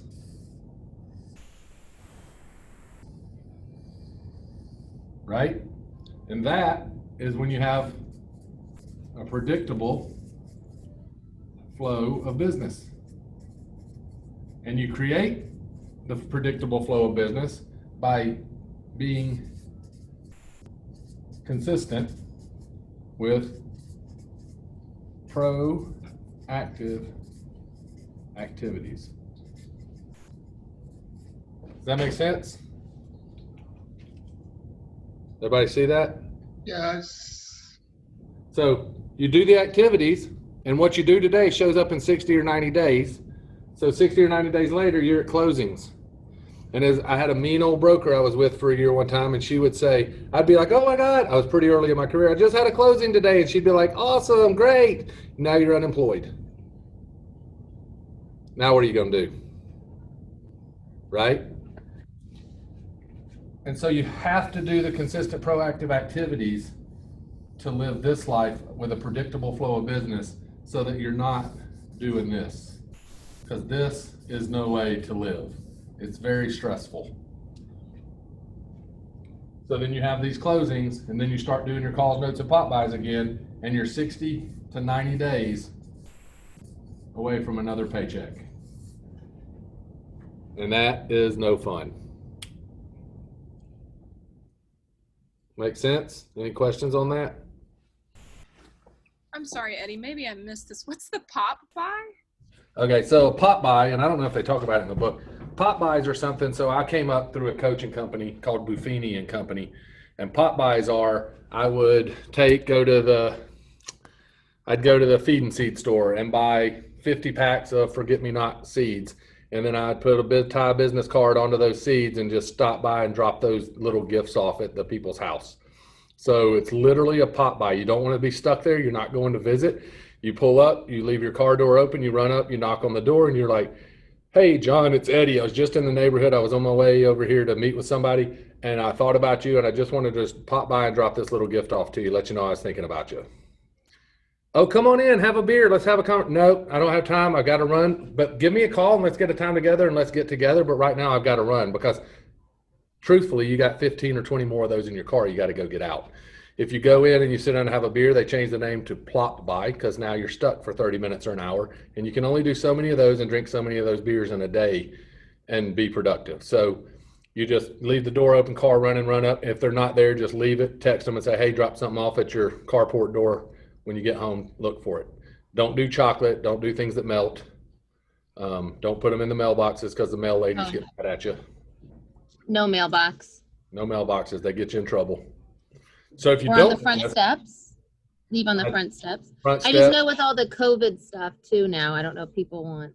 We're starting to get back to doing more of them, but right in the middle of COVID, my lender came by, knocked on the door, and just stood back and handed me a little box of stuff. Stood there and talked to me for a couple minutes and left. Yeah. But that's something else nobody's doing. You want to stand out? Go do those things. And people remember them. And the less you spend, the better. Get them a little ice cream scooper, and we put, you can tell from my thanks a latte, we like cheese. We'll get an ice cream scooper, put your card on there with a little tag that says, for the scoop on the real estate market in your neighborhood, give me a call, right? Like if you go out and Google pop by ideas, you will find there's Facebook groups, there's websites, you can find all sorts of stuff. And they're super effective. And they're the first thing that falls off my agent's list when they get busy. Ask a question. Yep. So I had it expired, and then he actually decided not to sell his home, which was great. And I've been wanting to contact him, but I just don't know what to say. I'd say, hey, Mr. Expired, it's me again. I just wanted to reach out and see if you knew somebody that was looking to buy or sell a house. Do you have a real estate agent you refer those people to? You don't? Oh, I'd love to earn the right to be that person. Let me get your contact information. Is it okay if I stay in touch with you? By the way, I know you're trying to sell your house. I could set you up in my app and send you over a market snapshot of your house once a month that just shows you what's happening in the neighborhood so you can keep your finger on the pulse of the market. So when the prices get to where you're looking to sell, we could get together and talk about getting your house sold for you. I love how you just kind of rattled that off with no. But it's because it's a script. It's a script, right? I've said it 20,000 times. It's a script. I've just said it so much that when you ask me a question, I'm ready to respond. You give me an objection, I'm ready to respond, right? Like and you're always learning them, right? Will you cut your commission? You better have a script for that. Will you do it for less? You better have a script for that, right? This guy said he'd do it for that. What do you think about that? You better have scripts for all these things because it's going to come up. All right. Will you do it for less? What's the script for that? Where do we find these scripts? Is this like a video we need to watch, Well, or like I'm flipping through the book? If you go, there's a bunch in the book. If you go on KW's website or internet, there's all sorts of scripts. If you're old fashioned like me and you come here, are those script books still in that bookcase up there? So. There used to be about 10 books upstairs full of scripts in that bookcase right outside CC's office. There's scripts everywhere. If you just Google KW scripts, you'll find them everywhere. All right. Can you give us a script for, would you do it for less? Will I do it for less? Yeah. So you're just going to say, will you take a reduced commission? That's basically what, they're asking you. So Yeah, if you have someone that says, hey, I met with another realtor, they said that they can sell my house for 2%. Why should we pay you 3%? And it says, here's your commission split will be 3%. So why the 1% difference? Well, because value is only an issue when cost is only an issue when there's no value associated with it. And I can only sit here and tell you what my value is. I can't speak for what their value is. And if they don't feel that their value is 3%, then that's up to them. But let me show you why I am valued at 3%, and let me show you what I'm going to do, and then go find out if they're going to be doing all these things. Or if you want me to do it for 2%, great. You've seen all the things that I'm going to do. Let's just sit down and go through and tell me which ones you don't want me to do, and let's see if we can get to 2%. Okay. Because we can take some things out if you don't want to pay for them. And by the way, if that agent's so willing to throw his money away that fast, how hard are you going to fight for your sales price? I like that. And I like it's not necessarily the verbiage, it's the demeanor, it's the confidence, it's the direct eye contact, even through a screen. It's like that kind of stuff. Even if you read all day, I guess that's where the practicing comes in, because you can't practice confidence. Like, practice confidence eventually cracks. You have to practice until you believe it. And what that person wants to know is that you're confident. Another script, the guy used to do it. They'd be like, "Hey, well, can you cut your commission?" He would laugh, like make him say, like, "Oh my God, I'm really glad you asked that, because what you're doing right now is you're testing my negotiating skills. So let me tell you why I'm worth 3% and show you why I'm worth 3%. And if I would throw my money away that quick, how hard do you think I'm going to get in there and fight for your sales price? If I'm willing to throw my money away, why wouldn't I be willing to throw yours away?" Like that. But when you say it with that confidence, absolutely. And I love the verbiage at the beginning. If cost is only an issue and there's no value associated with it, most time they just look at you, they don't even know what you said, but they don't want to tell you because they're embarrassed that you just threw something like that at them. All right. Anything else about that? By the way, these are the kinds of things that I'm telling you that you need to be paying attention to in these classes. These are the golden nuggets from the classes. It's not the stuff they make me read to you. You didn't record that part, did you? Let's see. This is a great stat, and it changes every year. According to the National Association of Realtors survey in 2014, so 6 years ago, 88% of clients would use their agent again, and only 12% do. 12%. Why do you think that is? Best service. They haven't heard from them. They don't keep in touch. They haven't heard from them. You made your money off me. You made $10,000 and I never heard from you again. I understand what I meant to you. And they don't feel like they were adequately serviced during the transaction. I have a friend that she hated her deal when she bought her townhouse. Yep. And so that is an issue, and that's a great reason to not use your agent again, by the way. A terrible reason to not get used. A great reason to not get used again is because you're a terrible agent.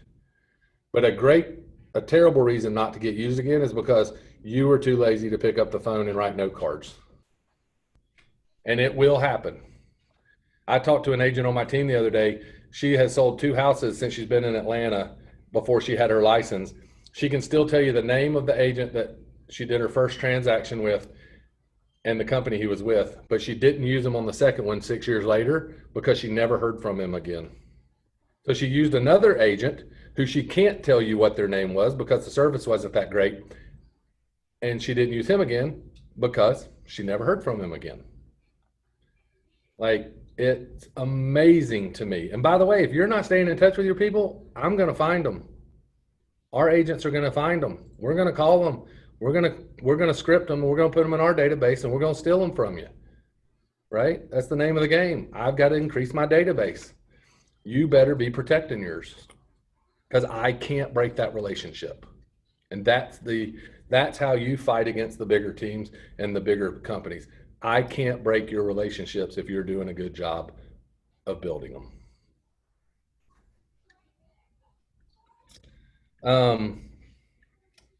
So databases make customer information easy to handle and can help improve service and strengthen relationships. Mailings, emails. So this goes back, somebody asked earlier, what are the touches? Mailings, emails, telemarketing, customer service activities are much more straightforward when you have instant access to contact details of your customers. By knowing your customers better and keeping in touch regularly, you can improve your skills. So your 36 touch program, which if you Google 36 touch KW, it's gonna pop up, but it's gonna be 12 emails a year, probably 12 mailers a year, birthday cards, holiday cards, at least 4 phone calls a year, handwritten notes, events. We do a lot of events. And we can talk about events in a minute, so y'all don't let me forget. But those are going to be our 50 touches a year. We used to call our database every month. That was the system we came up through. We called them every month. We sent them what they called an item of value every month. And then we followed that up with a phone call and said, hey, just wanted to make sure that you got my item of value this, that I just want to make sure you got my letter this month about bathroom renovations, or one year it was about Halloween. Like, just want to make sure you got the information about Halloween, see if you had any questions. It was a pretty cool article. Did you read it? Right? Like, just calling and having those conversations. Do you leave messages if they don't pick up? Absolutely. Okay. Especially if they're in my database and they've been qualified and they say they'll send me business, they're not going to pick up every month, right? And that's the big scare. People are like, I don't want to call them every month. I'm bothering them. Well, that's because you're calling them every month, right? If my insurance guy called me every month and I picked up my phone and was like, oh, it's Joel. There are months when and Joel will do this, by the way.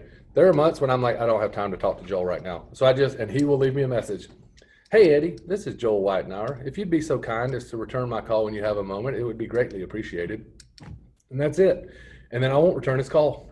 And then 2 weeks later, I'll get another call from Joel. It's Joel. I don't have time to talk to Joel. I'll get a message. Hey, Eddie, this is Joel Whitenauer. If you'd be so kind as to return my call when you have a moment, it'd be greatly appreciated. And then he'll call again, and I'll be like, oh, God, he's called me 3 times. I forgot to call him back. And I'll answer, and he'll say, hey, can we get together? I got some new products I'd love to talk to you about. And I'll be like, sure, let's go grab a coffee. We sit down and grab a coffee, and I end up buying something from him. But I don't get annoyed that he's calling me. I know he's calling me to talk to me, and I like the guy. But if I don't have time to answer, I just don't answer, but I'm still thinking about him. And I send that guy all sorts of business because he so consistently stays in touch with me. And when I send him business, he takes great care of them, right? If I'm going to send you business, I got to know you're going to take great care of them. And so I will send him every piece of business I can because he stays in touch with me and does a great job for me and anybody that I send him. And you're going to find I got a best friend, been my best friend since I was 15 years old. He has sent me 1 referral. I've sold 5 houses for him. He is a horrible referral sender. He's just not that guy. And I've used him as this example all the time. And last year he finally sent me a referral. But he's just not a good referrer, right? And you're going to find the people who are just good referrers. And you'll know who they are. And you want to spend extra time, extra money, extra note cards, making time to go to lunches with those people because they make the difference. Those are your empire builders. I'm a great referral sender. I love to send people. I love to be the point of contact for people to call and say, who do you use for this? Who do you use for that? Right? I want to be that resource for my clients, and they call me for that. Right? I want them to think of me when they think of anything. Hey, I need a referral for this. Eddie knows everybody. Let me call him. And I'm going to get them a referral. So you want to find a whole bunch of people like me. Right? And if you stay in touch with me, I'm going to send you business. An example I would use would be a lady named Shelly Elder. She's an attorney. I was in a Kiwanis group with her. We sent so much business back and forth all the time. I got out of that group because I moved. We don't send each other business at all anymore. Not because she doesn't do a great job. Not because she didn't take care of everybody I sent her. I don't ever see her and we don't ever talk. So I just don't think about it. It seemed she did bankruptcies, and it seemed like when I was hanging out with her, everybody I knew was filing bankruptcy. Like the people, that particular activator, everybody was filing bankruptcy. I could send her all sorts of business. But now that I'm not thinking about it, I'm just not finding those people.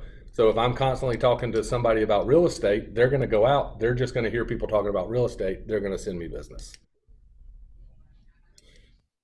Make sense? And you said when we are training people of how to send us referrals, we want them to give us the person's contact information, not them giving the person our contact information.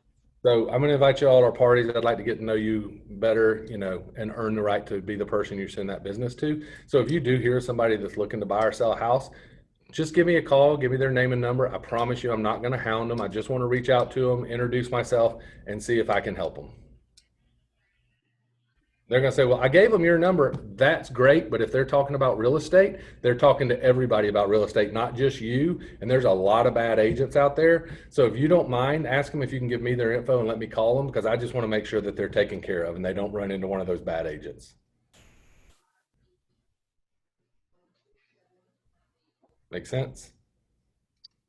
Yes, it does. All right. So the goal of daily lead generation with a database. First and foremost, always prospecting for now business. People who are ready to buy now or in the immediate future. This means meeting new people, asking for business from your existing database, asking for referrals from everyone you talk to. Leveraging your database marketing campaigns to stay top of mind with everyone in your database. So that's your 36 touch. Most of it's automated. Is it automated in Command now? Most of it's automated. You plug and play. You put the people in there. You can set up smart plans that says, okay, I want you to send the newsletter every month at the beginning of the month. I want you to pop up and remind me to call them every month. And then you literally just log in and do what it tells you to do every day. Right? Keep it simple.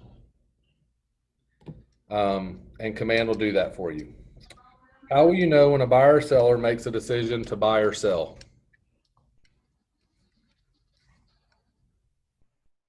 When you ask? You got to ask them, right? You won't know unless you're asking them, right? Unless you're asking these people, you won't know. So I'll give you a story before we take our break. Oh, we got a few minutes. I ate lunch at least once a week at a restaurant here in Smyrna. So I grew up here in Smyrna. I ate at a restaurant at least once a week when I was still in the air conditioning business, but I had my real estate license. So I was starting to sell. And Frankie was always my waitress. I would wait for 20 minutes if I would needed to get Frankie's table. So knew Frankie super well, went to school with her son, and had just got my real estate license. And I went and sat down one day, and she came over and sat down and slid into the booth next to me. And she's like, hey, I want to tell you something, but you can't tell anybody. I'm like, what's that? She's like, I'm selling my house. I'm quitting my job. I'm moving to Rockmart. I'm opening a restaurant. I was like, oh my God, that's so exciting. That's great. She's like, I haven't told my boss here yet. Don't say anything. I'm like, awesome. Hey, I sell real estate. She's like, oh my God, I didn't know that. I've already listed my house, but if I'd known you sold real estate, I definitely would have let you sell it. That was the last time that ever happened. Every single person that I meet or know, if you ask them what Eddie Hudson does, they're going to say, oh, he sells real estate. He said, that guy sells real estate. If I'm sitting at the bar talking to a person, and this happened right before COVID and all the bars shut down, I'm sitting there talking to a guy. He's a teacher. I was like, oh, where do you live? And he's a long ways away. I was like, oh my God, you need to move closer to your school. I sell real estate in the area. He's like, oh my God, I just bought a house 60 days ago. I was like, all right, no worries, cool, right? Like, that's fine, but that guy's going to know, right? I'm always going to find a way to work in real estate into every single conversation that I'm having. And you can't be scared of doing that. People don't care. And then back up, because I got sidetracked. You think you're bothering these people calling them once a month, but the truth is, you're not. If they can't answer, they won't answer. They appreciate the fact that you're calling them. You're calling to find out how their kids are doing. You're calling to find out how their kids did in the tournament. Like, you're building a relationship. You're not just calling them every month and going, hey, it's Eddie. You got any business to send me? No, it's, hey, it's Eddie. Just want to let you know, I just got an email that the housing interest rates have dropped to 2.85% for a 30-year fixed.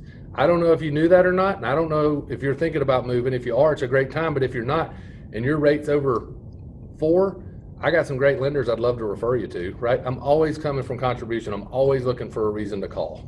Nobody's going to be mad at you for calling them and helping them. So don't get that into your head. The goal is to stay in dialogue with your database regularly enough so that one or both of the following occur. You are the first to contact them shortly after they make a decision to buy or sell, or you are top of mind, so if they take action before your next scheduled touch, you're the one that they think to call. Make sense? Hey, Eddie, quick question. Yep. The only issue, well, it's not really an issue, but I feel like I kind of jumped down people's throats with like telling them I'm in real estate now, and I'm like trying to think of like more organic ways to contribute, like put it in there, because we won't necessarily be talking anything about real estate. I'm just like, oh, I'm a realtor, like I don't know, real estate out of nowhere, and like put it down, like jam it down their throats, and I don't want to feel like I'm doing that. Do you have any tips for like? So that goes back to that conversation I just had with that teacher, right? I was like, so what do you do? That's my go-to. My go-to is going to be, I can't read your name. What is it? Carissa? Carissa, yeah. So my go-to is going to be, so Carissa, what do you do for a living? So tell me. Well, tell me what you do before. Carissa, what do you do for a living? I was a teacher. Oh, you were a teacher? Do you like it? Yeah, I love kids. Yeah, me too. I actually went to school to be a teacher, and then I ended up getting married and having kids and realized, man, I need to make some more money. So I jumped into real estate and started selling real estate. Right? Very organic, right? Or here's the other thing that's going to happen if you wouldn't have said teacher. If you would have said I was a firefighter, I would have been like, oh my God, that's awesome. And we'd have talked about it for a second. And when we stop talking, what are you going to do? You're going to say, well, what do you do, Eddie? I'll just flip it back on them. Okay, gotcha. I'm going to ask you. I'm going to start with asking you So what do you do for a living? And you're going to tell me, and I'm going to be super interested in it. Then we're going to start talking, and you're going to say, so what do you do, Eddie? And I'm going to say, oh, well, I help people buy or sell houses. Let me ask you a question. If you knew somebody was looking to buy or sell a house in this area, do you have an agent you refer those people to? Every single time. Literally 19 years. Right. 19 years. That's what I've done. Go from what they do and then like transitions. They're going to ask you. 9 out of 10 people, if I ask you what you do for a living and I'm talking to you about it and we get to the end of what you do, you're going to say, so what do you do, Eddie? Okay. And boom, they're in. Yeah. Thank you. That's my go-to question though. What do you do for a living? Because it prompts them to tell me and then ask me what I do. And now I'm not just blurting out of the blue. Right, because it's really random if they're like talking about like something completely different, and I'm just like, yeah, I sell real estate, and if you ever need, and it's just like out of nowhere. Right. Just ask them what they do. Okay. And by the way, after that conversation, and I'm like, well, I sell real estate, or even before that, if you tell me that your sales, whatever, I'm going to say, is there anything do you work off referrals? Is there anything I can do to help you? Like, is there any way I could help you grow your business? Right. I'm always looking for coming from contribution. Yeah, that makes sense. Thank you. You're welcome. And then it looks like we got a video. We have time to watch it before the break, or you want to do the break? All right. Oh, you know what? Benefits of that's Karen, or whatever her name is. All right, you guys want to take a break? Is that? Yes. Let's see. Let Jill come over. Let the boss come over and tell us. Let me readjust here for her. My shortness. Okay. It's just Eddie's really tall, you guys. 228. Okay, so let me do screenshots. And then I got this, this, there, okay. Screenshot, smile pretty.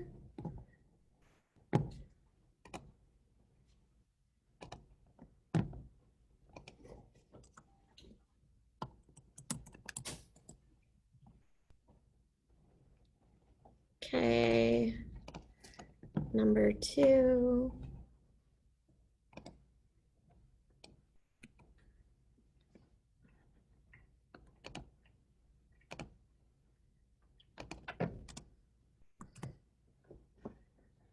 And one more, you guys.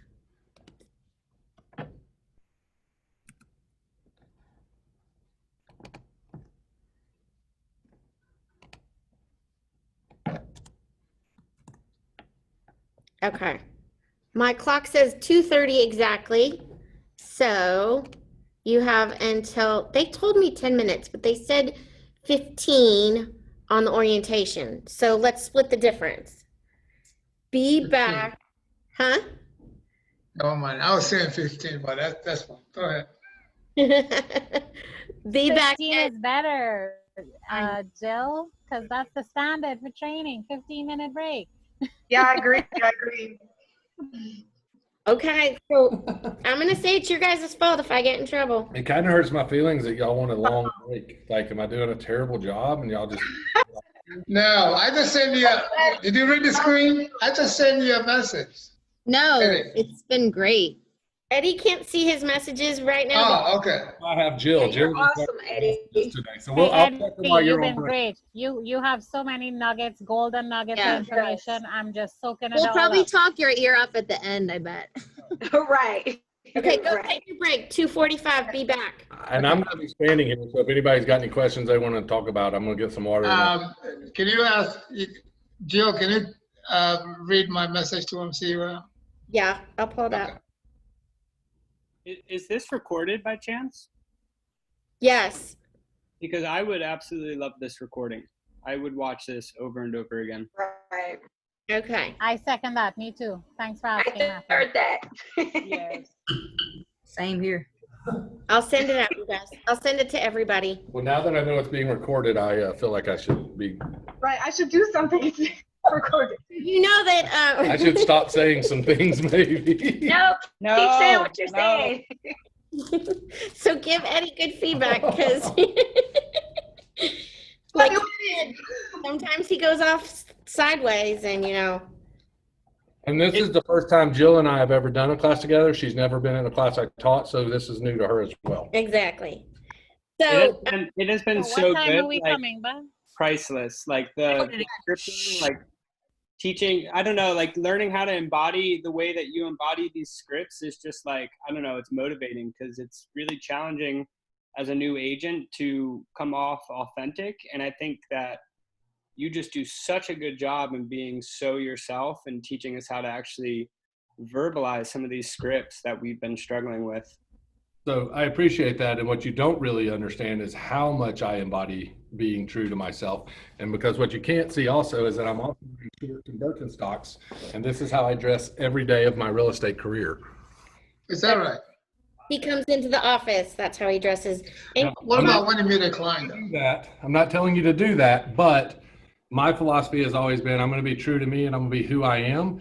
And I get business because of that, and I lose business because of that. And in 19 years, I've had one person say, as I was leaving, "Can I ask you a question?" I'm like, "Sure." She said, "The last guy that came to meet with me had on a shirt and tie and a jacket, and you showed up in shorts and flip-flops.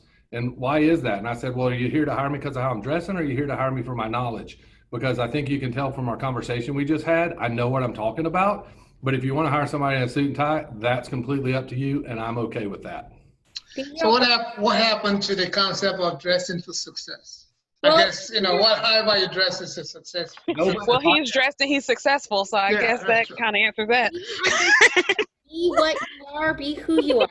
Right? Because those are the people that are going to come around. I get business because of how I dress. And by the way, there's a script around it, right? I would wear this to work and people would call me and go, "Can I see this house this afternoon?" And I'd go, "Oh, absolutely. Let me tell you though, I wasn't dressed for work today because I didn't have any appointments. So I'm in shorts and flip flops. If you don't care, I don't care." And they'd go, "Come on, we don't care." And then I can wear shorts and flip flops for the rest of the time. Now, that being said, you do have an image, right? And you want to put out that image. So I'm not telling you to run out and start wearing shorts and flip flops to work every day. But it's who I am and it's how I am. And I used to wear, in the beginning, if I was going on an appointment, I would wear, a pair of slacks and a button-up shirt or a golf shirt. I've never worn a tie. I've never worn a jacket. I took $1 million listing from a guy 2 years ago that was in a coat and tie, and I showed up. I did put on jeans. I wore a pair of jeans and a golf shirt. But people want to know you're going to take care of them. And I do believe there is something to the image, right? But I think some people really focus on that image because they're trying to cover up that they're not really good at what they do. That was a whole word. That was a message That's from. not really true. That was a message you from. actually I feel like we you need have to figure out your target market also. So you're not gonna wear a suit and tie if you sell homes in rural areas. So you deal with farmers and different stuff like that. You're not gonna wear a suit and tie. You're gonna dress like the people that you cater to. But if you sell those multi-million-dollar homes with those corporate people and those investors and those bankers, well then yeah, you will wear suits and ties and polos and different stuff like that. So it's all about your target market and who your customers and your clients are going to be. So you have to cater to what you want to do. And I found my niche and I stick to it, right? Stay with your niche, yeah. What works for you? So are you out of a city side? When I show up to meet somebody, if I'm wearing pants and shoes, they're like, "They told me you'd be in shorts and flip-flops." Oh. Like, you're almost surprised that I've showed up with pants on, which is weird to say out loud. I'll also say too, just from my experience of even working in the hotel, a lot of very rich people don't look rich. So that could kind of go, like, you could say suit and tie if you're working with investment bankers. And I totally got what you were saying, but like a lot of time the wealthiest people that we will ever encounter has on a black Armani t-shirt and jeans and some flip-flops or shoes, but drives a really nice car because that may be their thing. But sometimes people with the most money don't even look like they are the people with the most money. And you do need to put out an image in the beginning, right? Like you're trying to portray that you know what you're talking about and you know what you're doing. So I'm not saying run out and wear shorts and flip-flops every day, but you know, I'm okay with who I am, and if you don't want to work with me because of that, I'm also okay with that. A quick question, Mr. Eddie. When you first started out in the business, did you have extensive knowledge about real estate prior to getting your license? And No. how do you go about navigating that in the beginning? That script I used earlier is, look, I know what I know and I know what I don't know, and if I don't know, I'll go find somebody that does, and I'll come back and get you the answer. Okay. Thank you. Do you find that more people are inclined to work with you with that kind of upfront honesty? Like, okay, I am new to this business. You're my only client. I can dedicate 100% of my time to you. I'm not going to lie to you. I will, if I don't know something, I'm okay with not knowing it. I'm still learning. Or do you not throw in the I'm still learning part and just say, I'll be honest with you. If I don't know something, I will find you an answer and I will get back with you. Absolutely. People just want to know that you're honest and you're going to take care of them and you got their best interest at heart. That's what people want to know. By the way, people ask me questions still after 19 years, and I have to go, you know what? I have no idea. Let me go find out, and I'll get back to you. It doesn't go away, all right? It doesn't change. You're still going to have, you're still going to have questions that you don't know the answers to. And it's funny because when I teach this class in person, obviously you can see my whole body, and I'm either usually in flip-flops and shorts or pants and flip-flops, and I always take my shoes off and walk around without my shoes on, and everybody laughs and they're like, oh, they told me you weren't going to be wearing shoes when you came into class. So it's almost become like a brand. And I hate shoes. I think that's awesome because sometimes it can be intimidating starting off in the beginning. And I know, like with me, I want to make sure I have the best information and be able to represent my client and for them to trust me and to be able to have confidence in me. So I think, like you said earlier, we do have access to a great team that has more extensive experience and that's there to support you. So if you don't know something, then you can kind of lean on them to guide you and get an answer. Absolutely. I got access to 300 agents that do the most business in this area that I can call and get an answer for you, and I'll call you right back.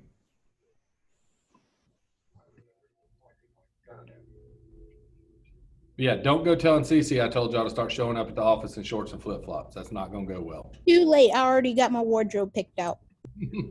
Just don't come to the office. If you want to go on your appointments with it, that's up to you, but don't come to the office. And just so you know, there are a lot of people in this business, and there's probably people on this call that do not agree with me, and I'm okay with that, right? Like, I'm me, and I'm who I am, and some people like it and some people don't, and that's okay. Please everybody all the time. You gotta be your authentic self. Yeah. If you're not authentic, people can tell.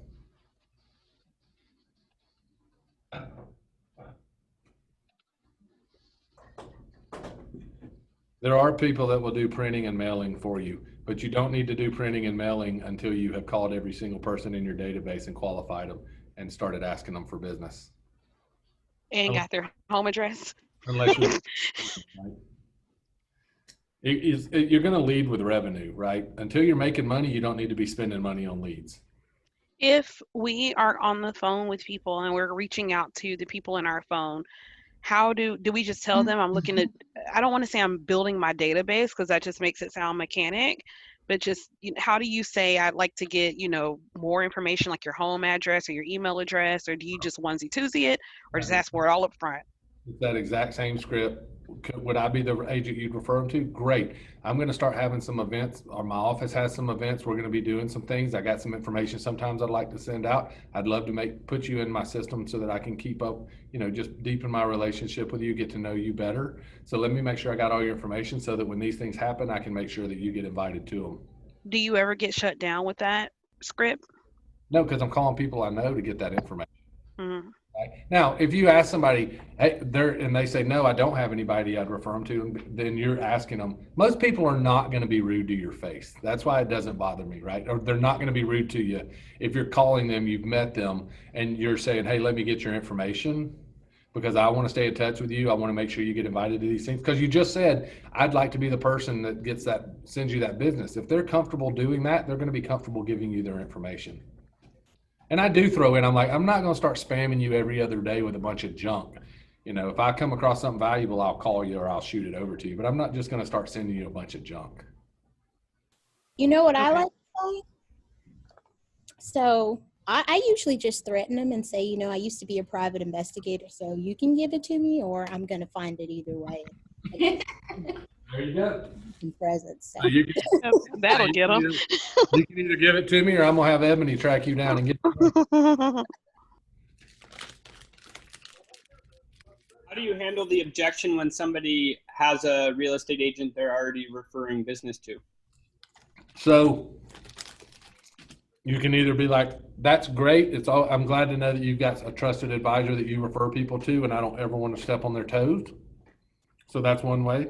But now I know that person's not going in my database. Well, they're not, at least they may go in and get emails from me, but I'm not going to be spending my time calling them and popping by and writing them note cards. But so the other thing you can ask is, well, let me ask you this. Does that person work in Smyrna? Because this does happen, right? Does that person work in Smyrna? Oh, no, they live in Lawrenceville. Awesome. Guess what? I don't want to go to Lawrenceville to sell houses. Could I be the person you refer the business to on this side of town? And by the way, let me get that agent's number up in Lawrenceville because I don't want to go up there. And if you trust them to send them referrals, then I can trust them. And I'd love to reach out to them and see if maybe we could create a referral business, sending each other business back and forth on the opposite sides of town. But if they say, oh yeah, my sister's an agent, she works in Smyrna, I'm like, great. That's awesome to have somebody you trust. And I would never want to step on those toes. But if you ever get mad at your sister, call me.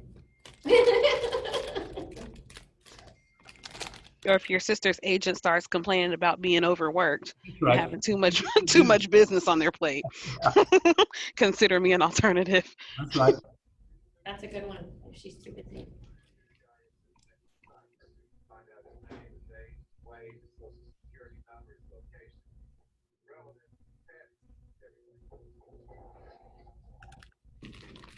So this is pretty exciting, you guys, huh? Exciting information and exciting, and just think you got 10 more classes.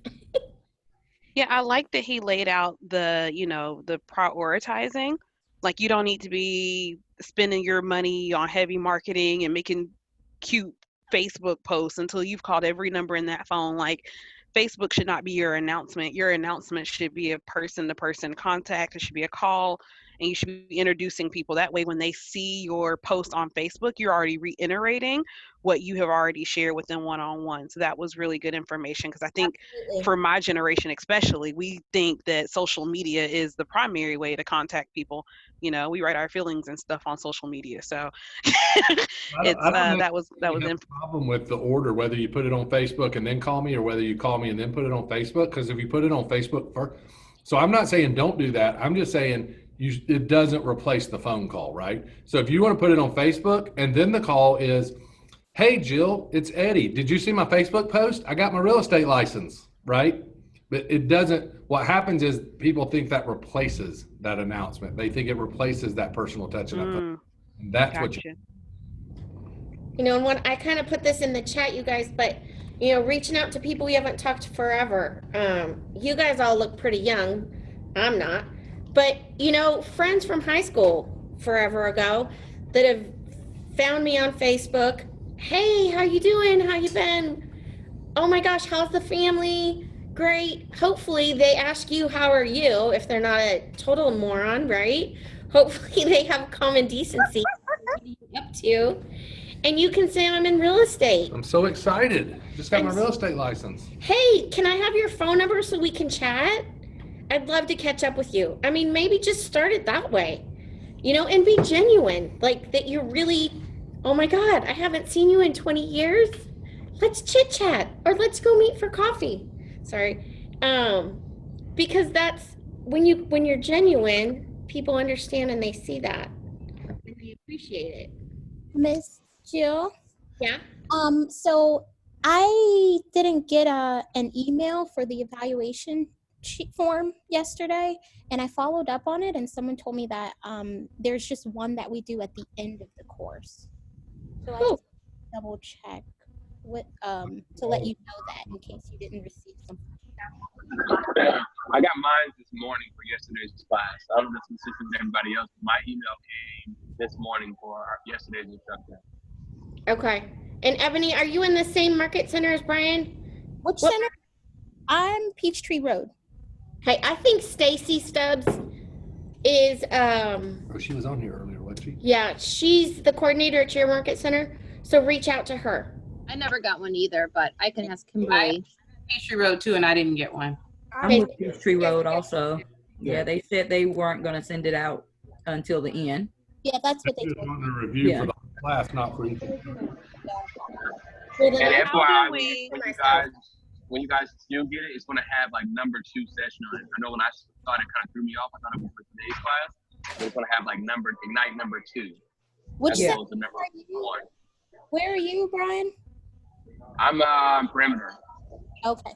Oh. So Miss Stacy Stubbs received ours this morning, and it had instructor number 2. So I thought at first it was for today's class, and then I got another one later on that also had number 2, and it made me remember that she mentioned that those numbers may be a little off with those Google forms. So. So I'm not quite sure who the coordinator is at Peachtree Road. But you guys need to reach out to that person. So do we do Jill, the this is Lisa from Atlanta North. every class or at the Yeah, end? hey, if you're not talking, please mute yourself. We got a lot of feedback. She mentioned every class. Every class will have to rate and get feedback for each instructor. So every class. I don't know if Peachtree Row has something different going on, but yesterday she mentioned for sure that you'll get this at the end of every class, and the best practice is finish at the end of every class. Yes, I, as the coordinator here for Smyrna, I have to turn in an evaluation for every single instructor. So the people that are on my Smyrna list need to do an evaluation for every single instructor, and that goes to Outfront Education. That's not, so I don't know why they said that to you or what's going on, but you should be evaluating every instructor. Yes, Jill, I'm with Atlanta North office. Would it be Michelle Byers that I need to reach out to? Yes. Okay, thank you, because I haven't received anything yet. Thanks. I will confirm with them after, but I was told I needed to do every one. So, but Michelle and Stacy have been the ones kind of running the show, so I will double check and I'll be back with y'all tomorrow. But And this is new for all of us. We've never done this, so. yeah, this virtual Ignite thing, we're still figuring it out.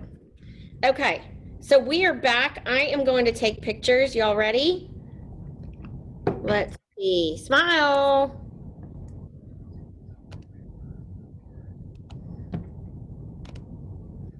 Okay.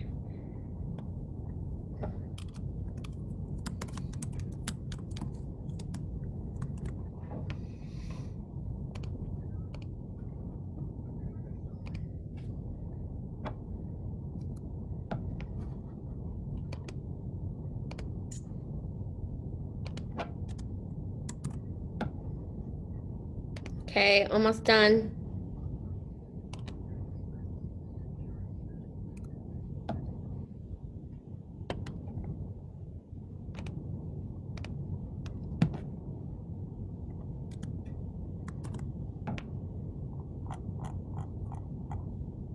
Okay. Okay, you guys. And now you're back to Eddie.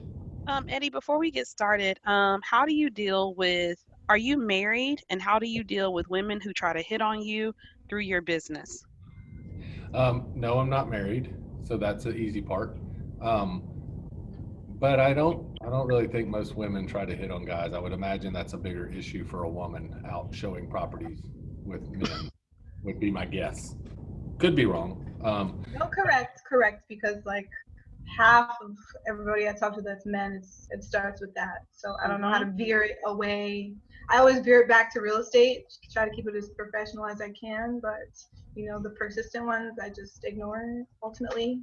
I mean, we got an agent on our team. She's very pretty, and she's like, yeah, the guy at the oil place hits on me every time I go in there, but he sends me a lot of business, so I'll just flirt with him. So, I mean, I think. Right. When that starts happening, then that's fine.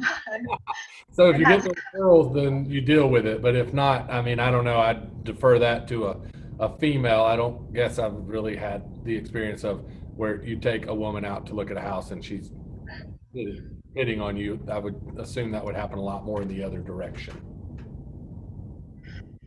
So if anybody's got any great tips for that, y'all can share them in the chat over there, because I don't know. I mean, I would if it made me uncomfortable, I'd be like, look, I'm not comfortable with this, right? Because at some point you got to be there again, back to true to yourself.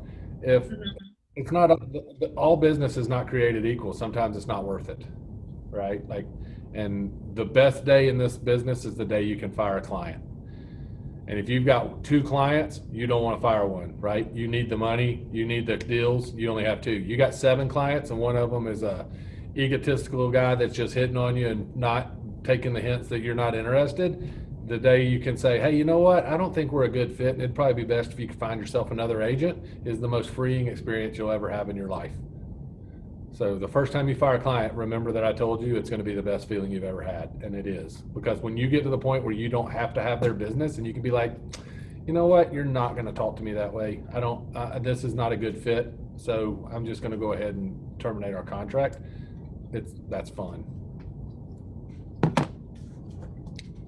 So sorry, I don't really have an answer for you. I wish I got hit on more back then. I have a girlfriend now, but you know, it would have been fun. I don't know. I would have probably been open to it. Yeah, I've just run into some really uncomfortable phone calls with, you know, hey, I'm a single woman calling people from my past that I haven't talked to in, you know, a month of Sundays. Yeah. And No, it's like, oh, you know, hey, you seeing somebody? And it's just like, I'm seeing this money. Like, I would just, honestly, I'd probably just lie. I'd be like, you know, I am seeing someone. They don't need to know. okay. So, Chris, I see you laughing and head nodding because you already know. You know. It's so uncomfortable because I've only had in-person encounters with this. I've tried to keep it professional. I only go to lunch or breakfast. I bring materials. I bring whatever area they were looking for. I bring some potentials and try to like keep it strictly on real estate. But you know, you get into like the little more personal talk, and I just try not to talk about myself at all. So I would say most of the women on my team, and they're all women except for one of the agents, they're not even putting people in their car anymore. The people are following them most of the time. Oh yeah. But I would just suggest don't go to lunch with them. Don't go to dinner with them. Don't go to breakfast with them. You know, you go out, you show them property, you bring them back, right? And if they try to take the conversation outside of that, you just don't go down that trail, right? Don't. And if it makes you uncomfortable, tell them, you know, this is making me uncomfortable. And I'm here to help you find a house. If that's not what you're here for, then, you know, maybe it's best if we don't work together. But I would try to keep myself out of those situations. When I was married, I wasn't going to go to breakfast or lunch or dinner or to the bar and have a drink with a single woman while I was married, but that was just me, right? Like, I'm just not going to put myself in that situation. But yeah, but Eddie, for security reason though, you're not supposed to put anybody in your car anyway. I always drove it. I preferred to have my clients in the car with me, but for whatever reason, the ladies on my team don't. I wanted you in my car so I could talk to you about what you liked about the house, you didn't like about the house, how we were doing, you know, just, I liked building that relationship that way, but that was just me. I feel like a lot of times now the clients want to just follow you. Like they don't want to get in your car. I was going to ask you how the ladies skirt that, like what's the script for that conversation? I don't even know if they're scripting it. I think most people just want to drive now, especially if they've got kids or they're like, look, I'll just follow you. We'll meet you there. Okay. It seems to be pretty common now. When I was selling, I would tell them we'll meet at the first property that's on the tour. So I would say, here's the address. I'll meet you there at 12 o'clock. And then that way they had their car and we just went from there. Yeah. So that was my script for not having them in my car. Can I say something? Yep. And I think that having them drive their own car gives them some kind of skin in the game too. Like they're not just like weekend warriors wanting to see houses, because they're actually driving themselves as well. Just right. a thought that came to mind. Yeah, and it gives them some time to get in their car. If there's more than one of them, get in their car and chat, right? They can get in their car and talk about the house and what they liked. And when you get to the next house, they may say, hey, we talked about the house and we actually really like that, or we didn't think we were going to like that, or we decided we don't want this, right? And they may talk a little more openly without you in the car.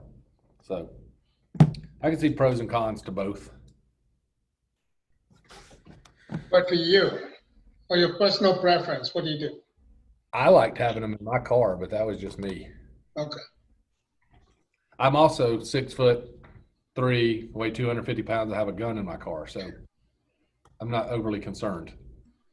And when I was showing houses, I had a gun in my pocket, not in my car, especially if I didn't know you very well. So, but that's just me. There again, not going to ask, telling you to run out and buy a gun and stick it in your pocket. I'm just sharing what I did. Is it appropriate to carry a weapon in your vehicle? I'm sorry? Is it appropriate to take a weapon and carry it in your vehicle?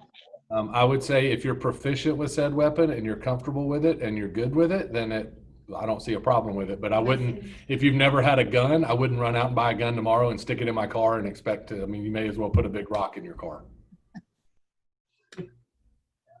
So, all right, make it happen, maximize your database. How many pages do we have left? Like, we are not through all this. All right, so just to clarify, there's two different databases I guess you're familiar with. Like, you got your met database and you have your haven't met database, right? Have y'all talked about that? So your met database is going to be the people that you have met, pretty straightforward, and your have not met database is going to be the people that you have not met.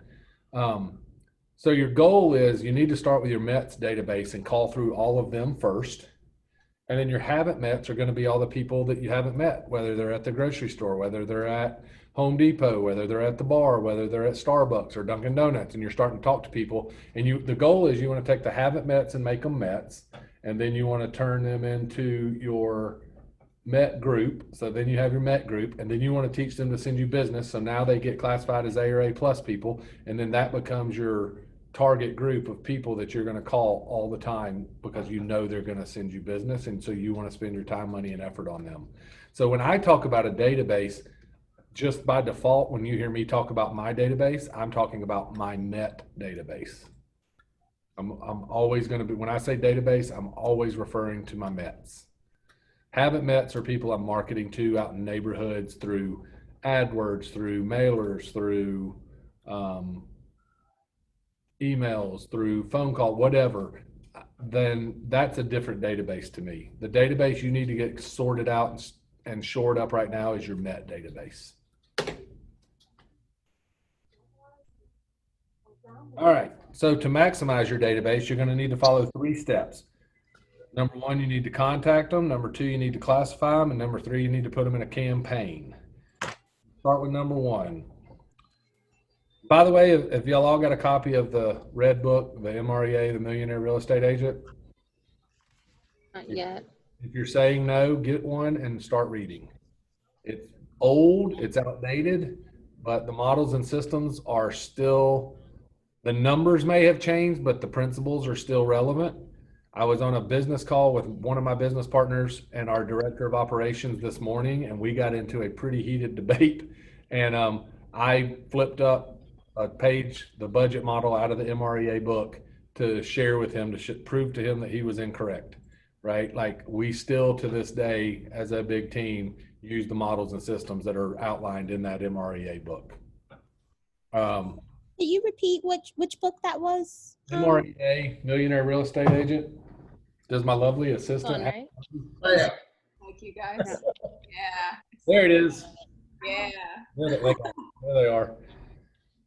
Yeah, you need to get you one of those and read it from front to back. Now, we're going to get sad. We're never going to get done. What I'm going to tell you is in that book, they go through the 7 levels of a millionaire real estate agent. You're currently at level 1. Level 7 is you can step out of the business and your business still runs and you're still generating over $1 million in net profits a year, right?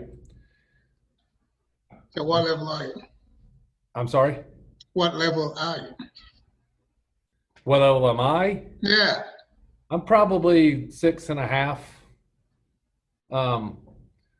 which is why I can take 3 hours on a Tuesday and come sit in here and talk to y'all and not answer my phone and emails. But not everybody wants to get there. And this is where I can't believe they let me teach these classes. Not everybody wants to be a 7th level real estate agent. I don't know y'all, but some of y'all are probably like, look, I'm married, I got kids, I want to close 8 or 10 houses a year, make 60,000 bucks. My time is more important to me than the money, and I'm doing this because I just want to make some extra money for my family. If that's your goal, go do it. If your goal is to build a team and close 200 houses a year, go do it, right? I call it success your way. Don't compare yourself to me. Don't compare yourself to Chad Chernicka, who's been the #1 individual agent in our office for a couple of years. Like, because somebody else is doing it doesn't mean you have to. You got to figure out what you want your life and your career to look like, and then build your life and your career to do it. You don't have to become a 7th level agent. Everybody has the ability to do it, but you don't have to, right? So don't get overwhelmed like, oh my God, look at 7th level. Because 19 years ago, what was more important to me was my time. It wasn't the money. I had 2 small kids. I had a statement said to me one time that said, do you know how a kid spells love? T-I-M-E. And what I can tell you is I could be further along in my career now if I had spent more time in my business and not with my family. But what I can also tell you is I have a 21-year-old and a 23-year-old that will tell you I never missed an event. I was at every softball game. I was at every theater performance. I was at every practice. I did not miss any events. If I had made more money in those years and missed all those things, I couldn't do anything about it, right? So that was what was most important to me. And when we got real busy after we came through the downturn in 08, 010 and through 10, and we had fired our assistants. We had no buyer's agents. It was just my business partner and I, Tracy, and we had like 19 houses under contract all of a sudden. And we were slammed. And I had a 10-year-old, I had an 11-year-old and a 13-year-old. And we walked in, some of y'all may be in her office. We walked into Susan Brown's office because she was our team leader at the time and said, we don't want to do this. How do we fix this? So we backed up, we punted, and we started building our business to have our time. And that's how we built our business. So it's grown a little slower, it's grown a little organically, and it's taken me longer to get here. But that's because that's what was important to me. And I wasn't comparing myself to these other people who were doing more business and supposedly making more money, which you don't, just because they're doing more deals doesn't mean they're making more money. And so that, build it the way you want to build it. And you don't have to be a 7th level agent. But if you told me in 2001, when I got my license, that in 2019, we'd closed 253 houses for $78 million in sales, I would have been like, that sounds stupid. Like, how in the world could I possibly do that? I was talking to Jill before the class. Now that we're doing that, I'm like, 80 million is not enough. How do we get to 110? How do we get to 200? How do we get to 250? Our 5-year goal is 850 transactions, right? So the more you do it, the more seems possible, but you don't have to do it. So don't get stressed out on that either. Do it your way and build your business plan, build what's important to you, and then go out and do it. That's my soapbox for the day. All right, so a contact as defined by the MREA. Begin with the people you know and who you know. Those are your METs, or your sphere of influence. Please pay attention to that word. It is a sphere of influence. It is not a spear of influence. And I hear it misused all the time. It is a sphere of influence. This includes family, friends, neighbors, former coworkers, schoolmates, teammates, etc. This group is your source of new business, repeat business, and referrals. Number 2, add your habit METs, people who you don't know yet. You will connect with them and to ask about helping with their real estate needs. This group is a source of new business, and you'll learn more about how to find these later in the course. Add referrals. Remember, you'll be asking everyone from your METS group for a name or several names of people they know who may be thinking of buying or selling in the near future. Referrals may be hot leads and are golden. Any questions on how they categorize them?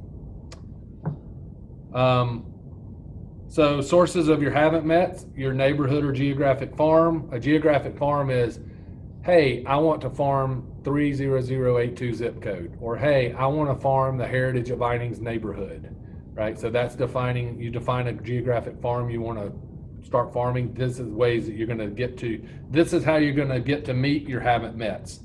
House of worship rosters, club or organization membership lists, LinkedIn contacts, Facebook, Twitter, blog followers, geographic farms, targeted neighborhoods. I always tell people to get out in the community and find something that you love to do and do it, and always wear a KW shirt and always be open to conversations. My motto was, I used to do team and training, and I did not do that. Tracy was in a running group. We didn't do that to get business, but we got business because we did that, right? Because we're surrounding ourselves with people with like interests who we have things in common with, and you spend 4 hours on a bicycle riding with 25 other people, you get kind of bored. You talk about what's happening in your life, right? You can really round up a lot of business doing those kinds of things. So get involved. If you play volleyball, join your local volleyball league. You play cornhole, join your local cornhole league. Get out there and just start meeting these people. Oh, we can skip that next one because we're not doing that anymore. So you want to ask them. So goals for your contacts is you want to ask them for their business. Like, I'd love to be the person you use. Ask for referrals. If you knew somebody looking to buy or sell, could I be the person you refer them to? And then provide value and gather more information to build and nurture the relationship. Question, did you get a partner at the beginning of your career? I did not get a partner at the beginning of my career. I currently have 2 partners, and I would suggest not getting a partner. It sounds, I watch so many new agents do it because they think we're going to share resources, we're going to share expenses, and it does work for some people. My business partner and I, Cece always laughed and said the reason we work is because I want to be the boss and my business partner lets me think that I am. So that always seemed to work, but it's a very volatile relationship if you're not careful. We never said, how many hours are you working? How many deals did you do? I brought in more deals than you this month. I should make more money, right? And I see that's where a lot of the relationships go.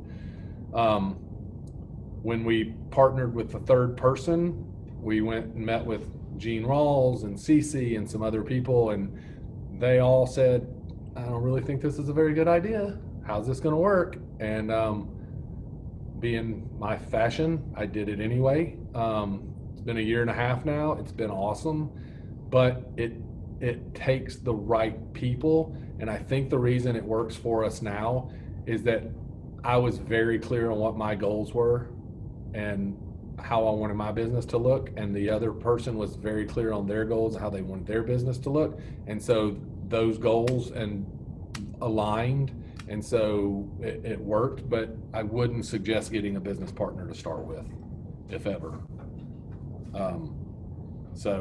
Because a lot of people are going to count, right? They're going to keep tally. I did 5 deals. You only did 2. Why are you making the same amount of money as me? I was working all weekend. You were at the lake. Why do you get, we were just never that way.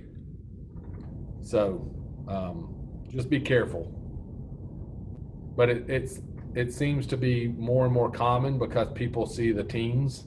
And so they think I need a team, and partnering is not how to start building a team. You build the team yourself, right? And I could go down a rabbit hole with this. If any of you want to get together and talk about it, let me know. We can set up a call.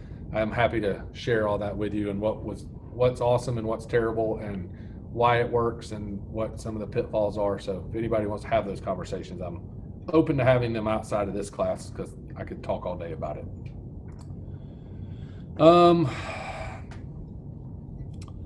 So you should have a paper version of your database spreadsheet. If you don't, you can go on KW Connect under Ignite sessions and get it.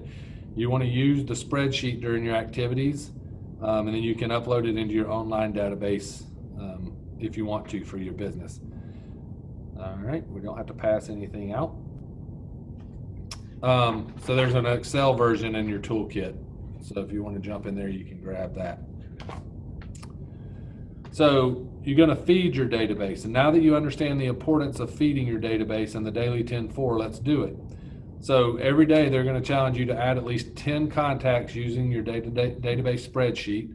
Includes as much information as you can for your contact. If you don't have it all, then call them and get it. Remember, this always makes for a great opportunity to reach out and ask for information. So, you can do this, but I would think that by doing this, what you're going to be doing is copying this information from your phone.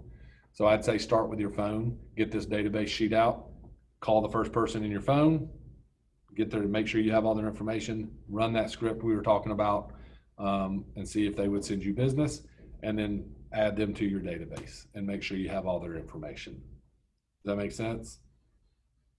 So there again, close your ears, Jill. Okay. So they tell you to add 10 people to your database every day. I think you qualify 10 people for your database every day. You've already got the people in your phone. If you're adding 10 qualified people to your database that you've called and said, would I be the agent you'd refer them to? And they say yes, and you make sure you got all their contact information and you add 10 people a day, you're going to have a solid database by the end of this class. When we talk about numbers, so my team has 7 agents plus myself and my 2 business partners who are all licensed and I do probably 4 deals a year now. So John's doing probably 15 or 20, and Tracy's gonna, she'll turn 70 or 80 deals this year. And so there's 10 of us. When we're gonna have an event, and we can only invite a certain number of people, and we want to make sure it's our best people, our A and A plus people. How many people do y'all think out of 10 of us we have in our A and A plus database? Give me some guesses. I'm gonna guess somewhere around 20,000. 1,000? 1,500? It's about 1,600 people. I said 20,000. Maybe at level 7, right? That's what people think. You don't need 20,000 people in your database, right? So watch. Got to draw again. So according to the MREA, and you'll hear me referencing this a lot, for every 12 people in your Met database, you should be able to get 2 closings per year. If you're doing your 36 touch program to stay in touch with them. So if you're contacting them correctly and you're asking them for business, for every 12 people in your Met database, you should get 2 closings per year, which are going to be either their business or pieces of referral business. Does that make sense? Mm-hmm. So if you want to I don't know why they do 12 for 2. This has always confused me. That means for every 6 people in your database, you should get 1, right? You with me? So if you want to do 20 deals, so these are deals, and these are Mets.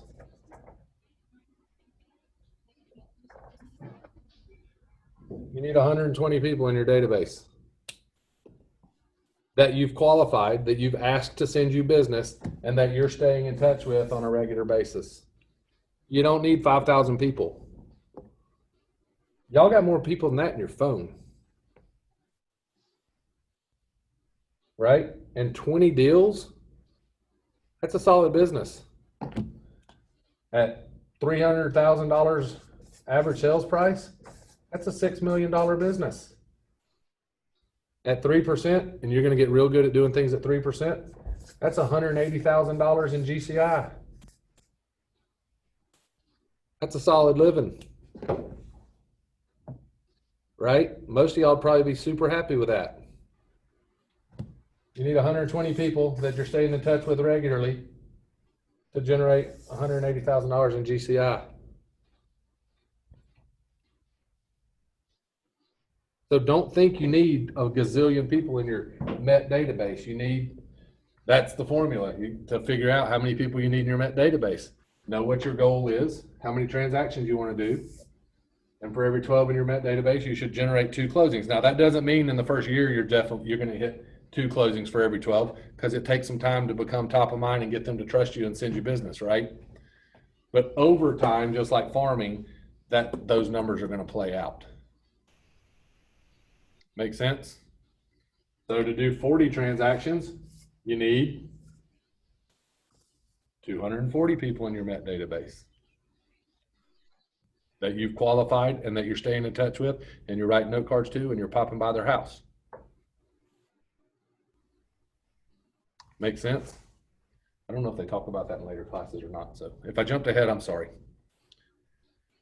All right. So now we got to classify, right? Because these are your A and A plus people. So now we got to classify them. So after speaking with a contact and asking a few questions about their needs, the next step is to classify them according to their needs in your database. Are they a buyer, a seller, or both? Are they a member of a particular group, a neighborhood, a religious group, a sports team? So organizing your database will enable you to better service your customers and find new business. For example, classify your contacts using types: buyer, seller, or buyer and seller, agent, renter, investor, vendor. Classify your contacts using groups. Create those groups, right? Business relationships, school, sports team, open houses, open house contacts. Groups will also help with targeted marketing. Knowing what the contact is in will help determine which marketing campaign, right? And then when you're making phone calls, you know what to talk to them about, right? And then you're always adding notes in your database to their contact record to talk to them, so you know what to talk to them about. What are their interests? What do they talk about? What do their kids do? What do they travel? Like, you kind of know what, when you get back on the phone with them next time, you got their notes pulled up in front of you and you know what to talk to them about. So we qualify our database as A plus, A's, and B's. So for us, a B is a person that I've just met, that I had a conversation with and hadn't really talked to them much about real estate, but I've met them, and so I've turned them in from a haven't met, I've turned them into a met, and I need to get on the phone with them and have that conversation, right? Like, I may have met them at some event, at the baseball game or something, didn't just talk for a minute and said, oh, this is a guy that seems pretty cool. Hey, let me get here's a business card. Hey, let me get one of your cards. I'd love to reach out to you and talk to you more. And then I'm going to go have conversations with them. I'm going to get on the phone and do hey, if you knew somebody looking to buy or sell a house. What my goal is I take that B and turn them into an A, which means they're a person that has said, hey, if I knew somebody looking to buy or sell a house, I would definitely refer them to you. That person then becomes an A. So they said they'd send me business, but they haven't sent me any yet. And they haven't used me themselves. And then an A plus are all my past clients, unless I didn't like them or they didn't like me. So my A pluses are going to be past clients who are going to use me again, and anybody who has sent me referrals. So now if I'm going to do an event where I'm going to spend a bunch of money on certain people, I'm going to call my A plus people first. Or if I only have time to make 4 phone calls today because I'm slammed, I'm going to call 4 A plus people and have conversations with them because they're most likely to send me business. So now I know where to spend my time, money, and talents. Does that make sense? Really weird when I ask those questions and nobody can answer me. All right.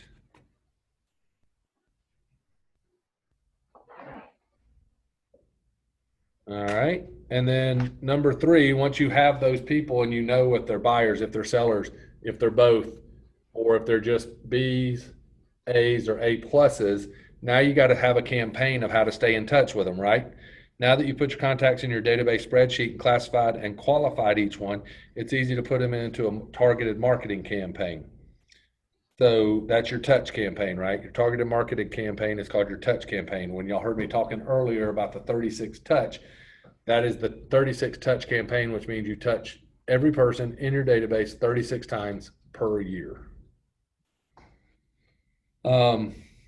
They focus on a primary audience for a specific product or service, concentrating efforts on advertising to those most likely to respond. Targeted marketing is usually much more effective than mass marketing, which tends not to consider the qualities of the contacts or who view an advertisement. Evaluate your organized database and identify a primary audience who are most likely to respond to your targeted marketing efforts. Those would be the people that have said if they knew somebody, they would send you business. That's my target. So those touch campaigns are all set up inside Command, right? And you can literally go in, put the people in there, apply that plan, and it's going to start happening. So we try to make it super simple.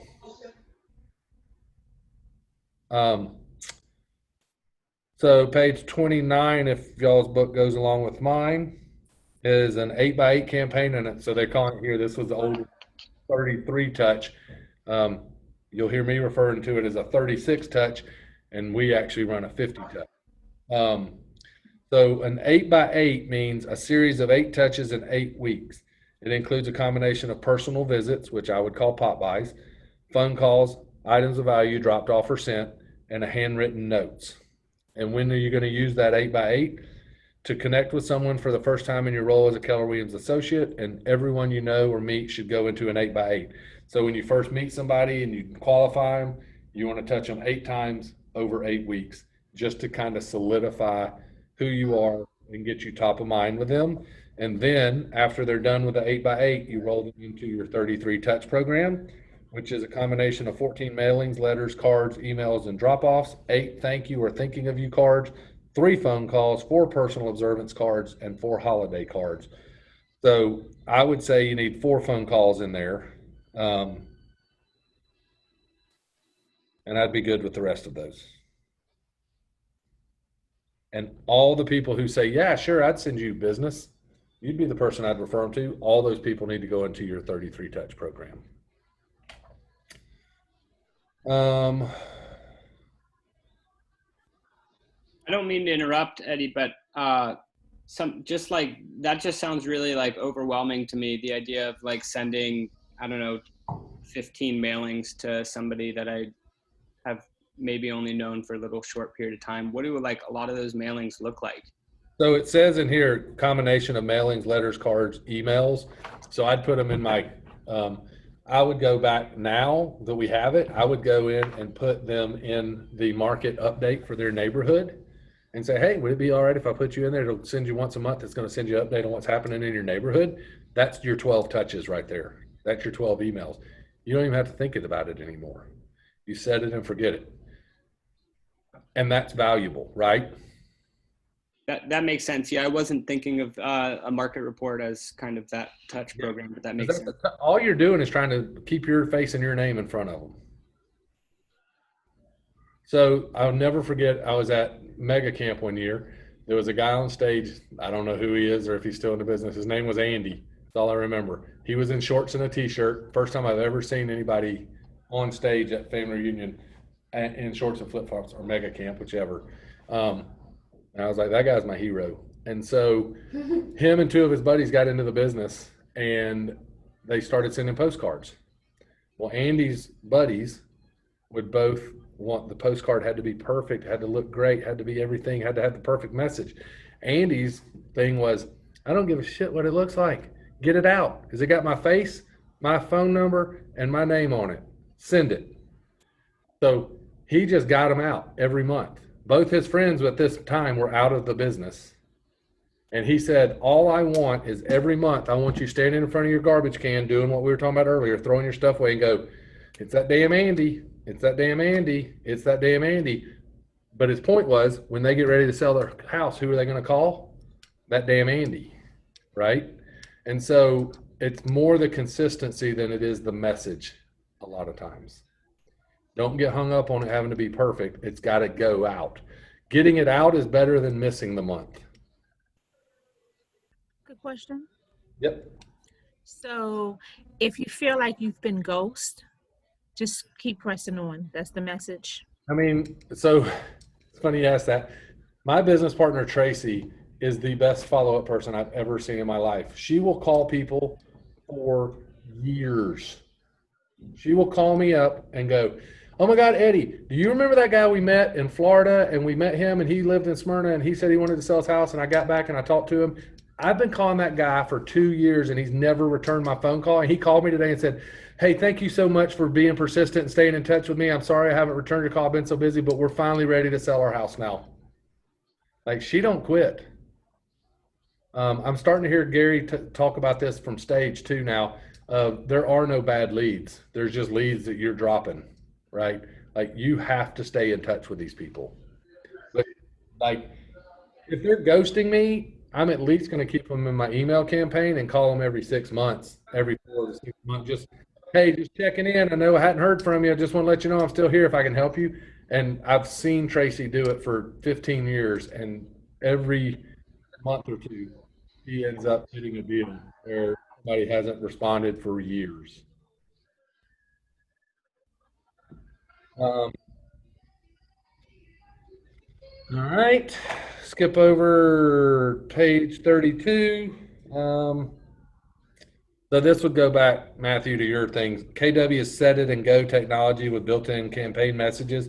Make it easy. You don't really have to think about it. You just got to learn how to set it up the first time. And then every time you go in and you add somebody, you just go add this smart plan and it's done. And you can have that smart plan for a 33 touch where it is automatically sending them that. It pops up once every quarter and tells you to call them. You literally log in and just do what it tells you to do. So it makes it simple.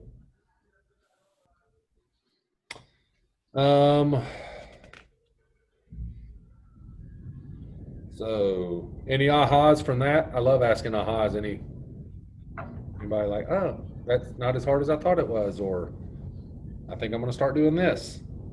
The entire session is an aha for me. The what?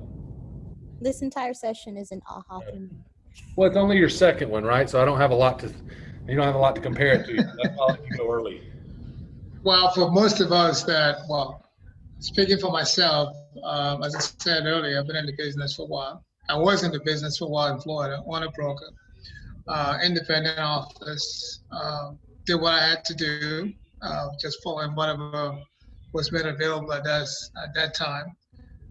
Comparing that to this whole thing is a ha-ha for me. I think if I had this, not to say Keller Williams was not in business at that time, but it wasn't a very popular, it was fairly new in the business then. Absolutely. You know, we had companies like Remax and that most of us gravitated to because of the big name, you know, Remax, everybody knew Remax. But comparing their platform to what you have now, I think this is, I don't see why anybody would not want to go to Keller Williams. I don't know how, new agents. I don't understand it either, but a lot of them do. I don't get it. So I started with KW in 2001. We had one office in Atlanta. We got 5 offices represented on this call. There was one office in Atlanta when I started. The Smyrna office was not here. I left for a year and a half. I left for two and a half years in 2004ish, and then I came back, and I've been here ever since 2006, I think. And I don't know why anybody would go anywhere else. But you will, and let me tell you, this is where I'll get in trouble, but I'll be frank with you. Some of you are going to leave because you're not going to be successful. You can't imagine that it's because you're not doing what you're supposed to do. It has to be Keller Williams' fault. I need to go find another company. Some of you are in this class are going to do that. It is not your broker's responsibility to make you successful. It is your broker's responsibility to teach you what to do to be successful, but you have to go do it. You have to be responsible for your success. Yeah. Right? I got an aha moment I want to share too. My aha moment is the fact that listening to this conversation and listening to you just speak about your experience in sales, it makes me look back at my experience in sales, and I feel like I owe an old boss a phone call and an apology because the job I hated the most probably built up all the skills that I'll need to do the job in real estate. So like, for instance, like door-to-door sales, you get very efficient at, you know, making an impression, dealing with objectives, rebuttaling the comments, you know, qualifying questions. Like those skills I can hear in everything you said and every pitch you've given. And this gives me reassurance that, you know, the worst job that I ever thought I had probably is I've gained the most skills from out of all the jobs I've done. So it gives me, you know, a happy feeling to know that, you know. You should call them and thank her. Yeah, I'm definitely going to call her and thank her. And she really pushed me a lot. And I mean, it was all commission based. I did well at that, but it was just like, you know, those skills translate. And that was over 15 years ago. They translate so well right now. It's going to be, it just feels good for me. Absolutely. That's awesome. Yeah, so, yeah. Awesome. All right. We're only down to 30 minutes. We're almost through. What was I going to say? Door-to-door sales. I mean, if you can go door-to-door, Jeff Reynolds, who's a great agent in the office, he built his business. He was in the same boat. He got into real estate. He had kids. He had to pay. He had to support. He started door knocking, just door-to-door, And he built a great business on door knocking. If you're good at it and you do it consistently, you can absolutely kill it with that, right? I tried to door knock one time. My business partner and I, Tracy, said we were going to do an open house in her neighborhood, and we said, all right, we're going to go do this door knocking. We printed all these flyers. We got out and we said, you take that side, I'll take this side. Not joking. Our door knocking went like sneaking up to the door to try not to get seen, tapping it as softly as we could, stuffing a flyer at the door, and running back down the driveway. We didn't want anybody to come to the door. We did that for about an hour, and we were like, forget this, let's go have wine. So we went to the bar and handed out the rest of the flyers and drank wine for the rest of the day. That's not what I do. I won't do it consistently. So I said, what will I do? I'm going to call my database. We started having so events are a huge part of our business. We started having events. We didn't have any money. So we'd go to the bar we went to. We'd go to the owner that we knew. We'd say, hey, we're going to bring like 10 or 15 people in here on Thursday at 4:00. We're going to buy them all one drink. Then they own their own tab. Can you throw out 3 or 4 pizzas and double slice them and some breadsticks? And you know us, our 10 or 15 friends are going to stick around after this and continue to have drinks. So we'd be like, can you sell us those drinks for $5 a piece, like regular beer and well drinks? And he'd be like, absolutely. We knew, let's say we invited 300 people that we knew. We'd have 10 or 15, well, let's call it 200. We'd have 10 or 15 people show up. We'd give them a drink ticket. We'd buy them a drink. 10 people, $5 a drink, cost us $50. We hung out at the bar. He put out some pizza. We talked. So what it do? It gave us a reason to call 200 people and say, hey, why don't you come up to Zuka on Thursday from 4 to 6? We're going to have a happy hour. There'll be some other business owners there. You can meet some people, network. We'll buy you a drink. We'd love to catch up. Hadn't seen you in a minute, right? So the event gave us a reason to call, because what we weren't good at was just calling out of the blue and saying, hey, do you know anybody looking to buy or sell a house? So now I'm having an event that's going to cost me $50 to $100. I get to call 200 people and invite them. I don't care if they show up or not, to be honest with you. I just need a reason to call them. I'm going to call them.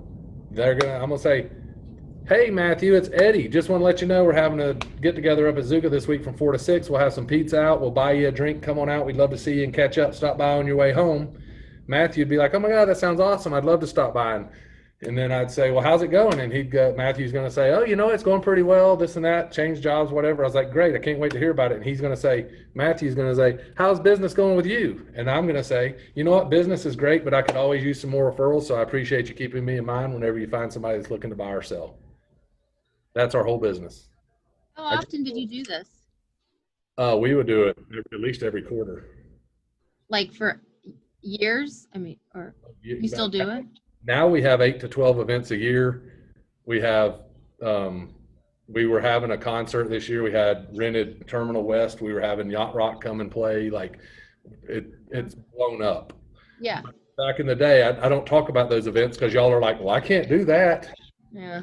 I give you the $50 and $100 idea, right? And by the way, this is a great time to team up. 2 of y'all get together and say, yeah, I invite 200 people. You invite 200 people. Let's get them there. We'll split the cost. Right. And now you got an accountability partner. I'm going to call my 200. You call your 200 and you spend $100 and it's a great touch. So we started having the events. So we had a reason to call. Right. So now 8 to 12 events a year.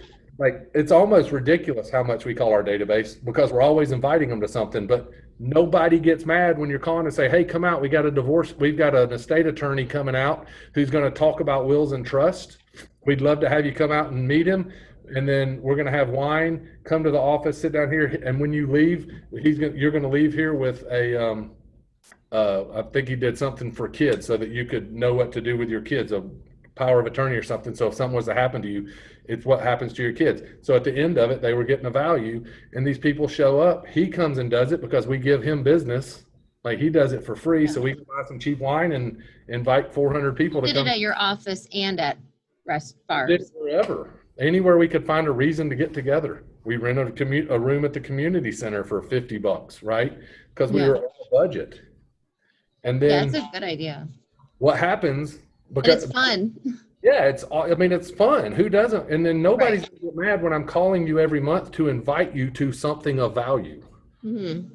Right? Bring your kids out and see Santa. By the way, our office puts on Sweets with Santa.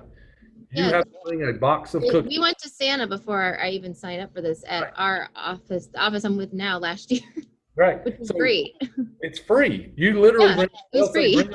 bring a gallon of milk or bring a box of cookies, and you can invite your entire database. You don't care if they show up or not. It's a reason to call them and touch them and have a conversation with them.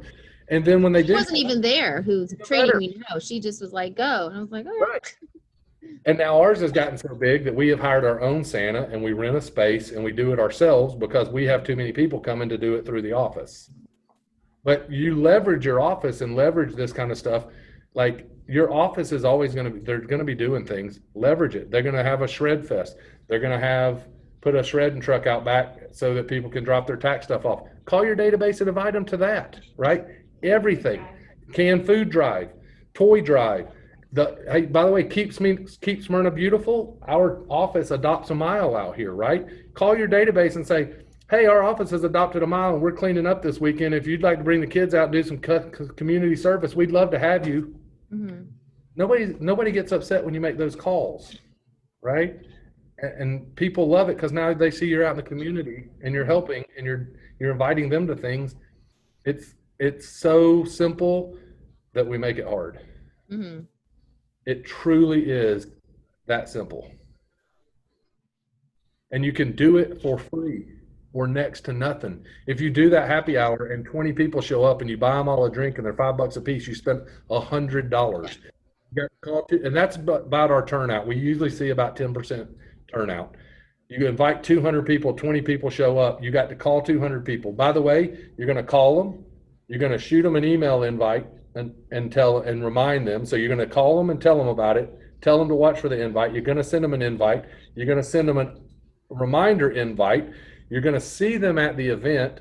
You're going to follow up after the event and tell them it was great to see them and write them a handwritten note. And if they didn't come, you're going to call them and tell them you're sorry that you missed it. They couldn't make that event and they hope you can make the next one. So you get to touch every person in your database 5 to 6 times for every event you have.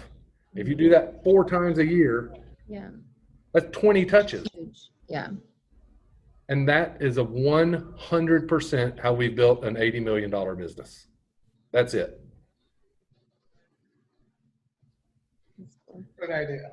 And then once we start making more money, we start having bigger events, but we also start farming. We start running TV commercials. Like, now we're leading with revenue, right? You'll hear them talk about red light, green light. We have extra money. We need to start spending money on farming. We need to start spending money on TV commercials. We need to start spending money on Google Ads. Don't do it the opposite way. But I guaranteed that's how we built our foundation for an $80 million business. Eddie, I have a quick question. Yep. What are your thoughts on the sharing my app? I just got a look from Jill. I used to love the sharing my app. I don't share my app anymore because I'm not in production. So I'm going to kind of look at her as I'm kind of telling you and asking a question. My understanding with the sharing your app right now is that when I share my app with you, it doesn't automatically brand to me. They have to go in and select me as their agent. So it used to be when I shared my link from my phone to my clients, and I did it all the time, when they downloaded the app, it was automatically branded to me. It put me in their app every time they opened it, and all their activity I could see. Last I heard, it doesn't do that anymore. They have to actually download the app and then go find you and select you as their agent. So it's a little more complex. But I'm going to get some water and let Jill answer this. I have a tip. So it is a little wacky and they're updating it every day, right? You guys, they say our technology is the worst it's ever going to be today because tomorrow it's going to be better. They're doing hundreds and hundreds of updates every day. So here's my tip. The consumer app, the white with the red KW. When you open that, it is going to ask you to log in. Keep in mind, this is a consumer app. This is not an agent app. So it is not going, your agent KW login will not work. So what I did was I logged in and created I logged in as I used my husband's name. You could probably use your own name. And I set it as me, as his agent. And now whenever I go back to it and I hit share, it's sharing from that consumer, but the agent is connected. Is that making sense? Yes, no, it does. And that's what I was thinking about doing, just to kind of see exactly what that person would be seeing and how they would. So create a consumer profile, make up your own consumer profile, select yourself as the agent. Once you've done that, use that app to share.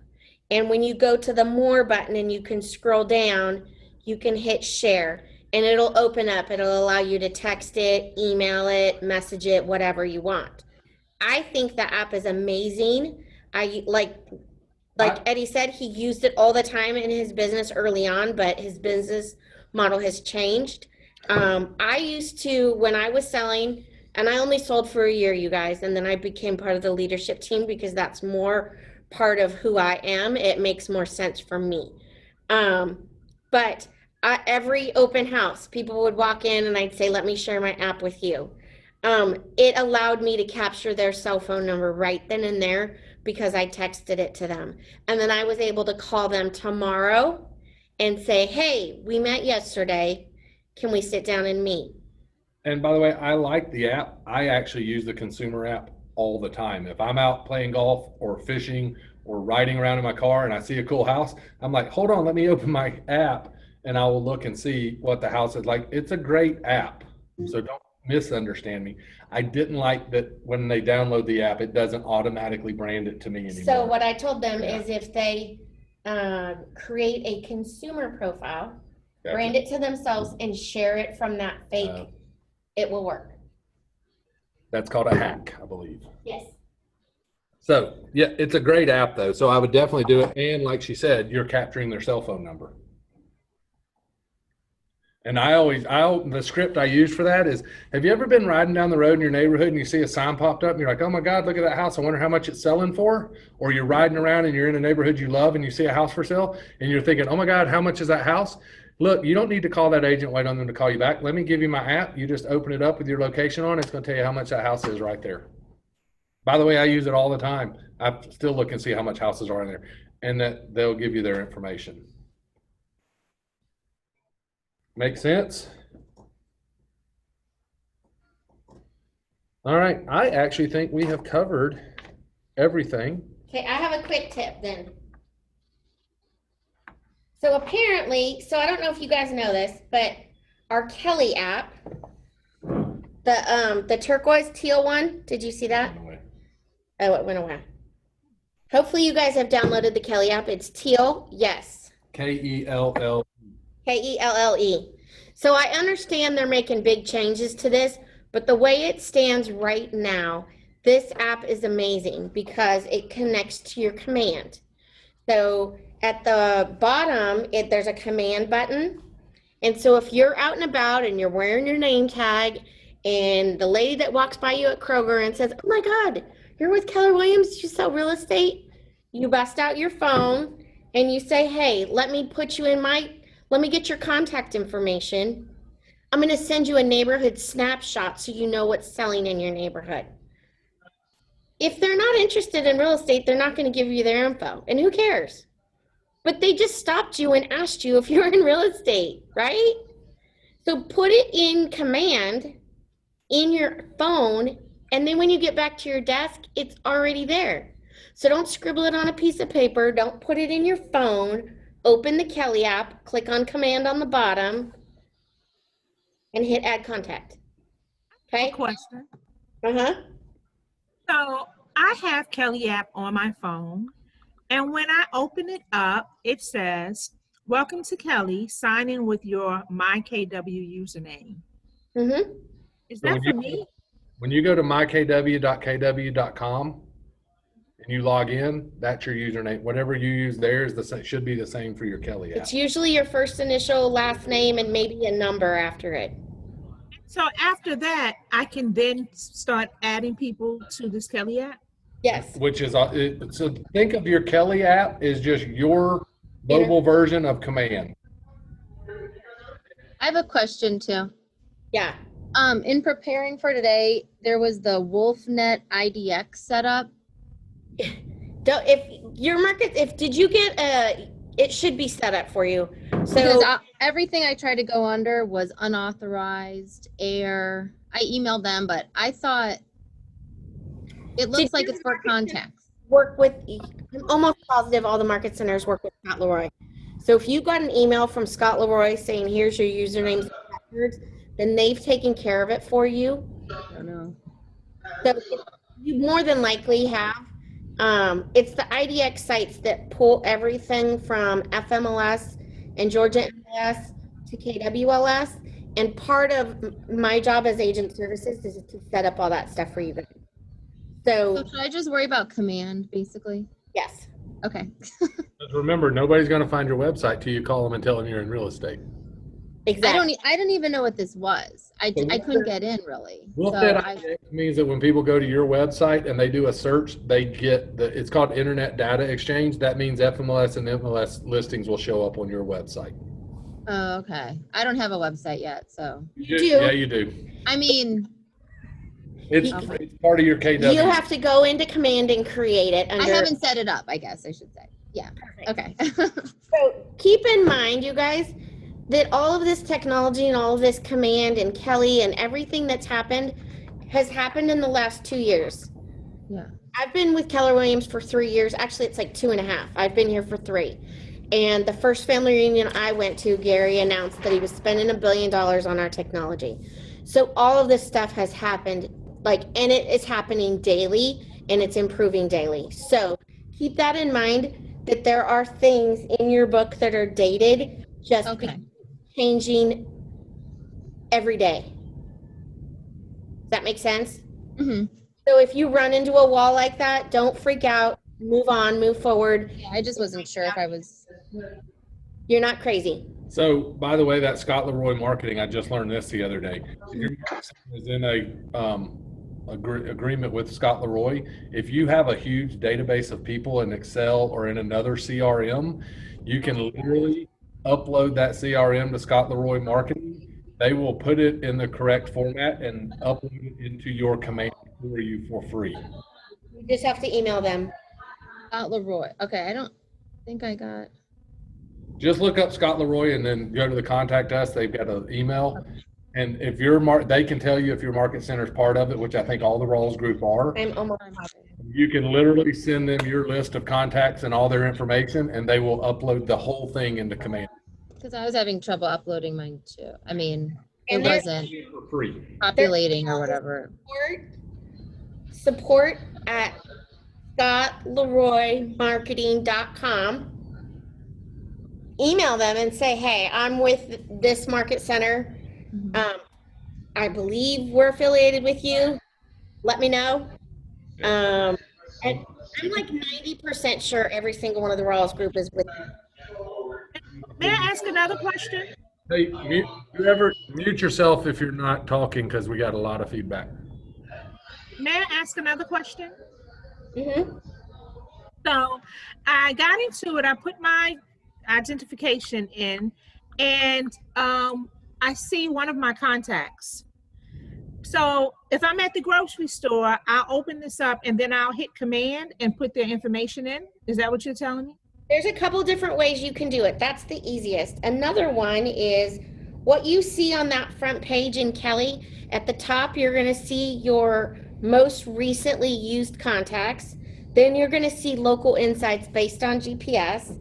And then you're going to see snaps, which are market snapshots based on GPS where you're at. And then you're going to see an Ask Kelly box. So you can ask Kelly by either typing it in or talking to her. Add a new contact, Eddie Hudson. So I can say that to her. She's going to say back to me, okay, I've added Eddie Hudson to your database. If you have any additional details, you may enter them now. And then there's a little blue button that says enter contact details. I can click that open and I can say, okay, Eddie, what's your phone number? And it even allows for a picture. So if I want to be a real weirdo in Real Kroger, stalker. I can say, hey, Eddie, let me take your picture. And now I've got Eddie in my command database with his picture. Can you see that? Yes. Okay. So, and then all I have to do is hit save. So, and then it says, do you didn't save an email or a phone number. Do you want to save more details? And I can say yes or no. So that's one way, by asking Kelly. Or at the very bottom, second button over from the left, hit command and then hit contacts. And you should see everybody in your contacts. And there should be a button that says add new. Is that open to command? That was. Yeah, so there's multiple ways you can do it, but on the bottom in Kelly, down here on the bottom, there's a button that says command. Yes. Click on that, and then at the top, it says contacts. I got you. And if I touch on contacts, there's one that says add new. If I hit add new, it's going to let me type in everything for a contact. And then when I get back to my computer, they're going to be in my command. Okay, and then and from here I can create. Okay, got you. Thank you. You're welcome. Excuse Jill, I have a question. So in the KW app, the one that we're supposed to share with consumers, so you see I have it on my profile here, right? And I just shared it with someone to test it again, and they're not receiving this profile automatically when they download the app. It just came up blank instead of coming up on my profile automatically. See, that's what Eddie was talking about. And I thought my hack was working because I shared it with. Because I did your hack, but it didn't work. Okay, so and this is something that they're working on. They're working on every day. But let me share. I need to go to the computer to share the screen. I didn't. Hang on, you guys. I'm so glad that she's here because I normally start out this class by saying, if you have a question about Command or Kelly, don't ask me because I won't be able to answer it. So super helpful for her to be here. Okay, you guys, let me show you real quick. I'm going to share the screen. We're down to 5 minutes. Oh, we got 5 minutes. Oh my God. Did you guys want to ask Eddie questions instead? I would like to just say one thing to Eddie. Okay, go ahead while I'm doing this. Yeah, but just, I like that you said that you paced your business to your beat.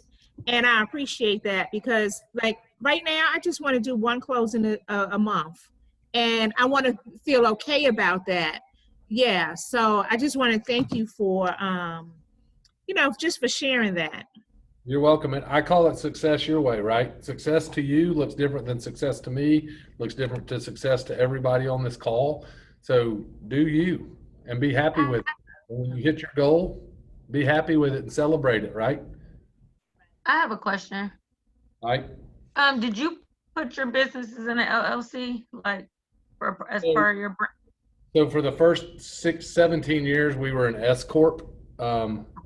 And don't ask me why, but now with the new entity, we are, all my accountants told me at that time to be an S Corp. However, when we did this new merger, we're an LLC now, but we're still electing to file as an S Corp as far as taxes go. So I think it's just more about protection because of, I don't know, maybe the size or something, but I've always been told S Corp's the way to go for an individual agent. Okay, thank you. Okay, so you guys, I was trying to find, and now I'm feeling like a ding dong because I can't find it. Any other questions while she's feeling like a ding dong? I do actually have a question. This is Jasmine.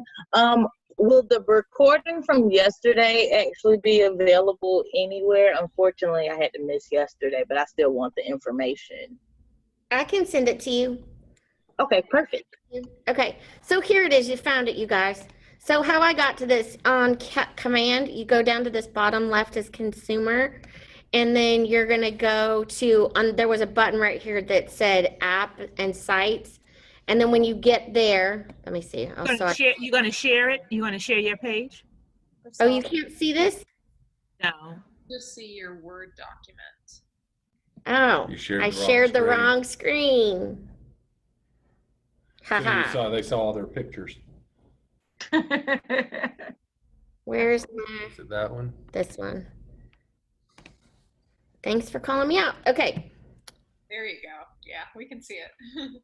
Okay. So down here, okay, from the home page. Okay, this is the command home page, you guys, right? And for some reason, it's taken forever to load. Down here at the bottom left is consumer. Click on consumer, and then click on right here. It says site and app settings, and then click on URLs. And I believe that this is the URL that makes that app customized to you. So, and like we said, they're changing it every day, and it wasn't working about 2 months ago, and I believe it's working, but I might be wrong. And if it doesn't work, go to your agent services. Yeah, and just keep trying because they're changing it every day. So this is the URL that you can email out. So before we go, because we're done, let's do 2 or 3 people want to give us an aha, something today that you're like, oh, wow, I like that, or oh, this was great, or oh, this is what jumped out at me, and just share with everybody. Especially somebody that hadn't talked to. Come on, when some of you quiet people jump in there. Not that you can't, but I've been talking the whole time, so I'll let somebody go ahead.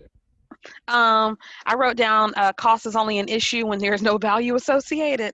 If you didn't say anything else today, that was a message. One of my favorite scripts. Yeah, that's a good one.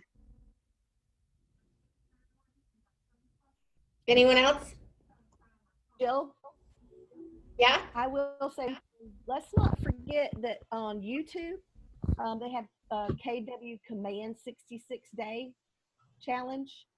3.0 is where I started, and now I'm on 4.0, and it has been a lifesaver for getting to know command. Yep. Absolutely.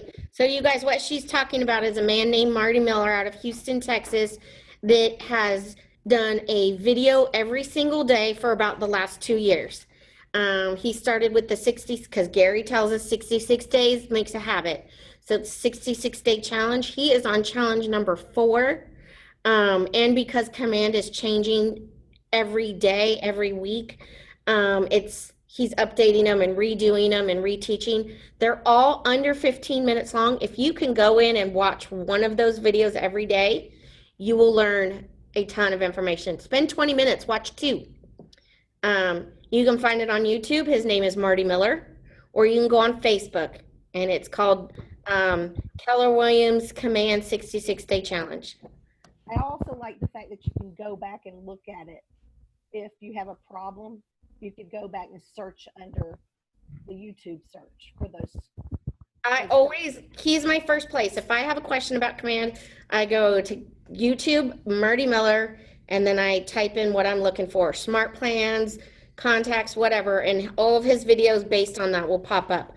Look for the one with the most recent date, because the ones he did 8 months ago are outdated. Right, the 3.0. And it's on the Kelly app too at the bottom. Yes. But since we're a few minutes over, let's take your screenshots. So if they have to go. You can talk while I do my screenshots. Any other ahas?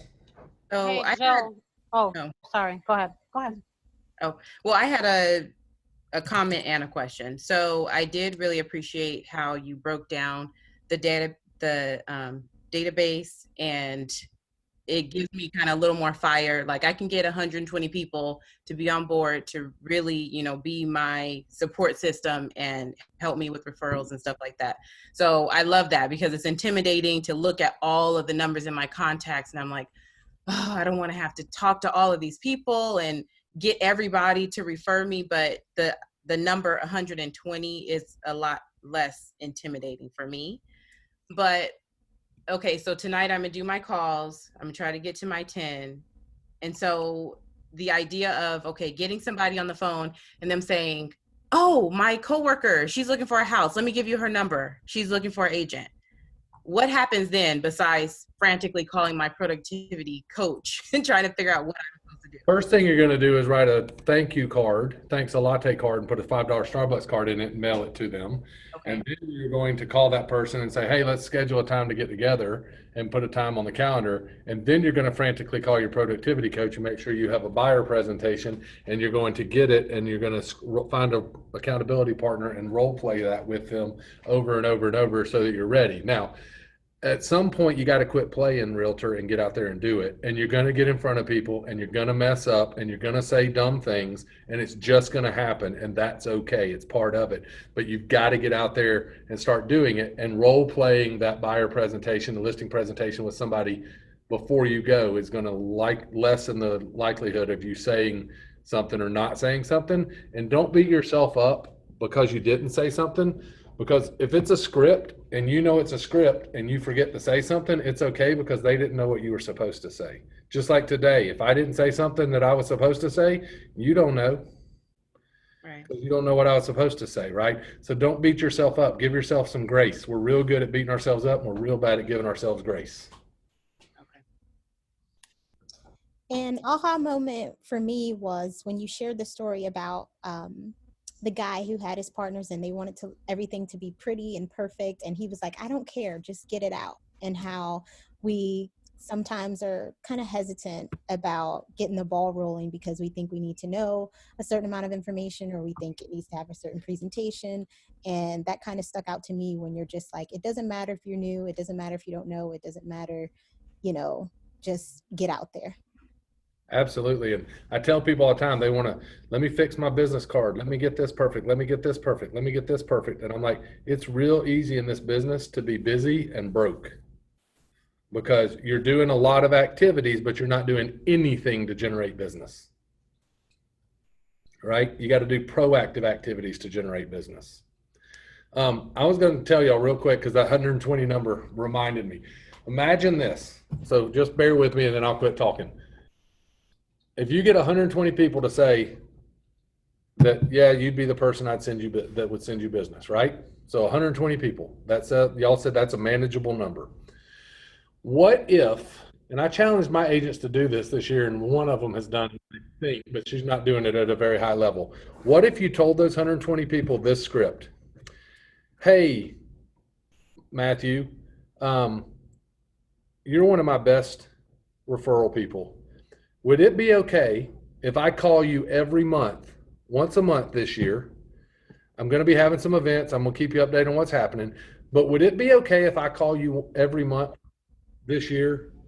Matthew's going to say, sure. And I'm going to say, and let me ask you one more thing. Can I count on you to send me one referral this year? Now, these are people that said they'd send you business, right? Hey, can I count on you to send me one referral this year? Most of them are going to say, well, I would send it if I can find it. Awesome. I want to stay in touch with you just once a month, because I know by calling you once a month, I'm going to stay top of mind. You're just going to hear about more people talking about real estate. And I just want to count on you to send me one referral. So watch what happens. You do that to 120 people. You call them. They've told you. They just took away your fear of calling them, right? You've said, can I call you once a month? They said yes. You don't have an excuse. That's 120 people. In a 4-week month, that's 30 people a week. On a 5-day work week, that's 6 people a day. You call 6 people a day that have said they'll send you one referral this year. If half of them send you one referral, that's 60 referrals. And if only half of them close, that's 30 transactions. And I made 6 phone calls a day. That's pretty genius. But they won't do it. I don't get it. If I was still in production, that would be my business model. Because I've told you I'm calling once a month. You know I'm calling to ask you for that referral and to remind you I'm out there. And you've bought into it and said I'll find you one piece of business this year. I make 6 phone calls a day, 5 days a week, 4 weeks a month. And if half of it send me a referral and half of those close, I just closed 30 transactions. If you're not successful, it's your fault. I hate to say it, but it's your fault. It's really easy. Don't make it hard. So that's it. Hey, Jill, I just wanted to remind you if you could send out a copy of the recording from today's session with Eddie, that would be great. And my aha moment is that persistency. When you share that story about your agent, Tracy, your team member, how she just calls, and keeps that person for 2 years, and it results in business because she was top of most mind of the individual. So she eventually got the call and she got the business. Doesn't matter how long it takes. You just nurture that person, your clients in your database. Just keep calling. That story always reminds me of that. I don't know if you ever seen that picture of that crane that's eating a frog, and the frog's whole body's down in the crane's neck, but the frog's still holding the crane by his neck, trying to choke him. It says never give up. That's Tracy. She just doesn't stop. She don't care. And tell them how many listings she just took. Yeah, she took. So because of all that, she just signed 15 listings last month. Wow. 1 month. Yeah, last month she took 15 listings. She don't quit. She don't give up. All right. Well, I won't keep y'all. I've got about 20 people coming to my house for dinner because my daughter finally leaves to go back to college. This weekend I got to move her back in up there. She's been home she came home for spring break and never went back. So it's time for us to part ways again. Thanks a lot, Eddie. Take care. Thanks a lot, Jill. Thank you. Jill. Thank you, guys. Cell phone number if you want to shoot me a text or have a question. If you want to write this down, she's going to type it in 678-409-9829. If you send me an email, it'll get buried and I'll forget to respond. But if you send me a text, 95% chance I'll respond. And Can you repeat that number again, please, Eddie? Put it in the chat. Oh, okay, cool. And if you don't respond, don't feel bad about sending me, hey, you forgot to respond, because I will. So if you send me a text and I read it and I'm not somewhere I can respond to it right then, I will forget to respond. I need to Eddie, so. All right, so we'll keep bothering you. Cool. Yep. Thank you. Good luck. Thank you. Thank you so much. You're welcome. Give me good reviews. Yes. How do I get out of here? Miss Jill? Yes. I submitted my email address in the chat just to confirm that that's the one that you had on record for me. Let me see what I got. Let me find you on this list. Bye, Jill. Bye, Eddie. Thank you. Bye, everybody. Bye. So I'm Ebony Patino at Gmail. EJC Patino at Gmail. Got it. Thank you. And you said Stacy Stubbs was the my coordinator? No, I lied. Sorry. She's at Perimeter. I'm not sure who the Peachtree Road. I think it's a Kara or a Kara. But she's leaving. She's leaving. Where's she going? Oh, is she going to Texas? I don't know. I just know that they had announced that they were having a party for her because she's leaving the company. Oh, okay. So there might have been a missing link. Let me see. I got an email because I asked if you all are supposed to be doing them. And Stacy emailed me back. Katie is supposed to be taking over. Okay, so I spoke with Katie and she said that it's just going to be one at the end, not after everyone. She said for the virtual classes, it's just one at the very end. So okay, so I'll just comment for each one whenever you get that ultimate. Okay, sounds good. Thank you, ma'am. Bye-bye.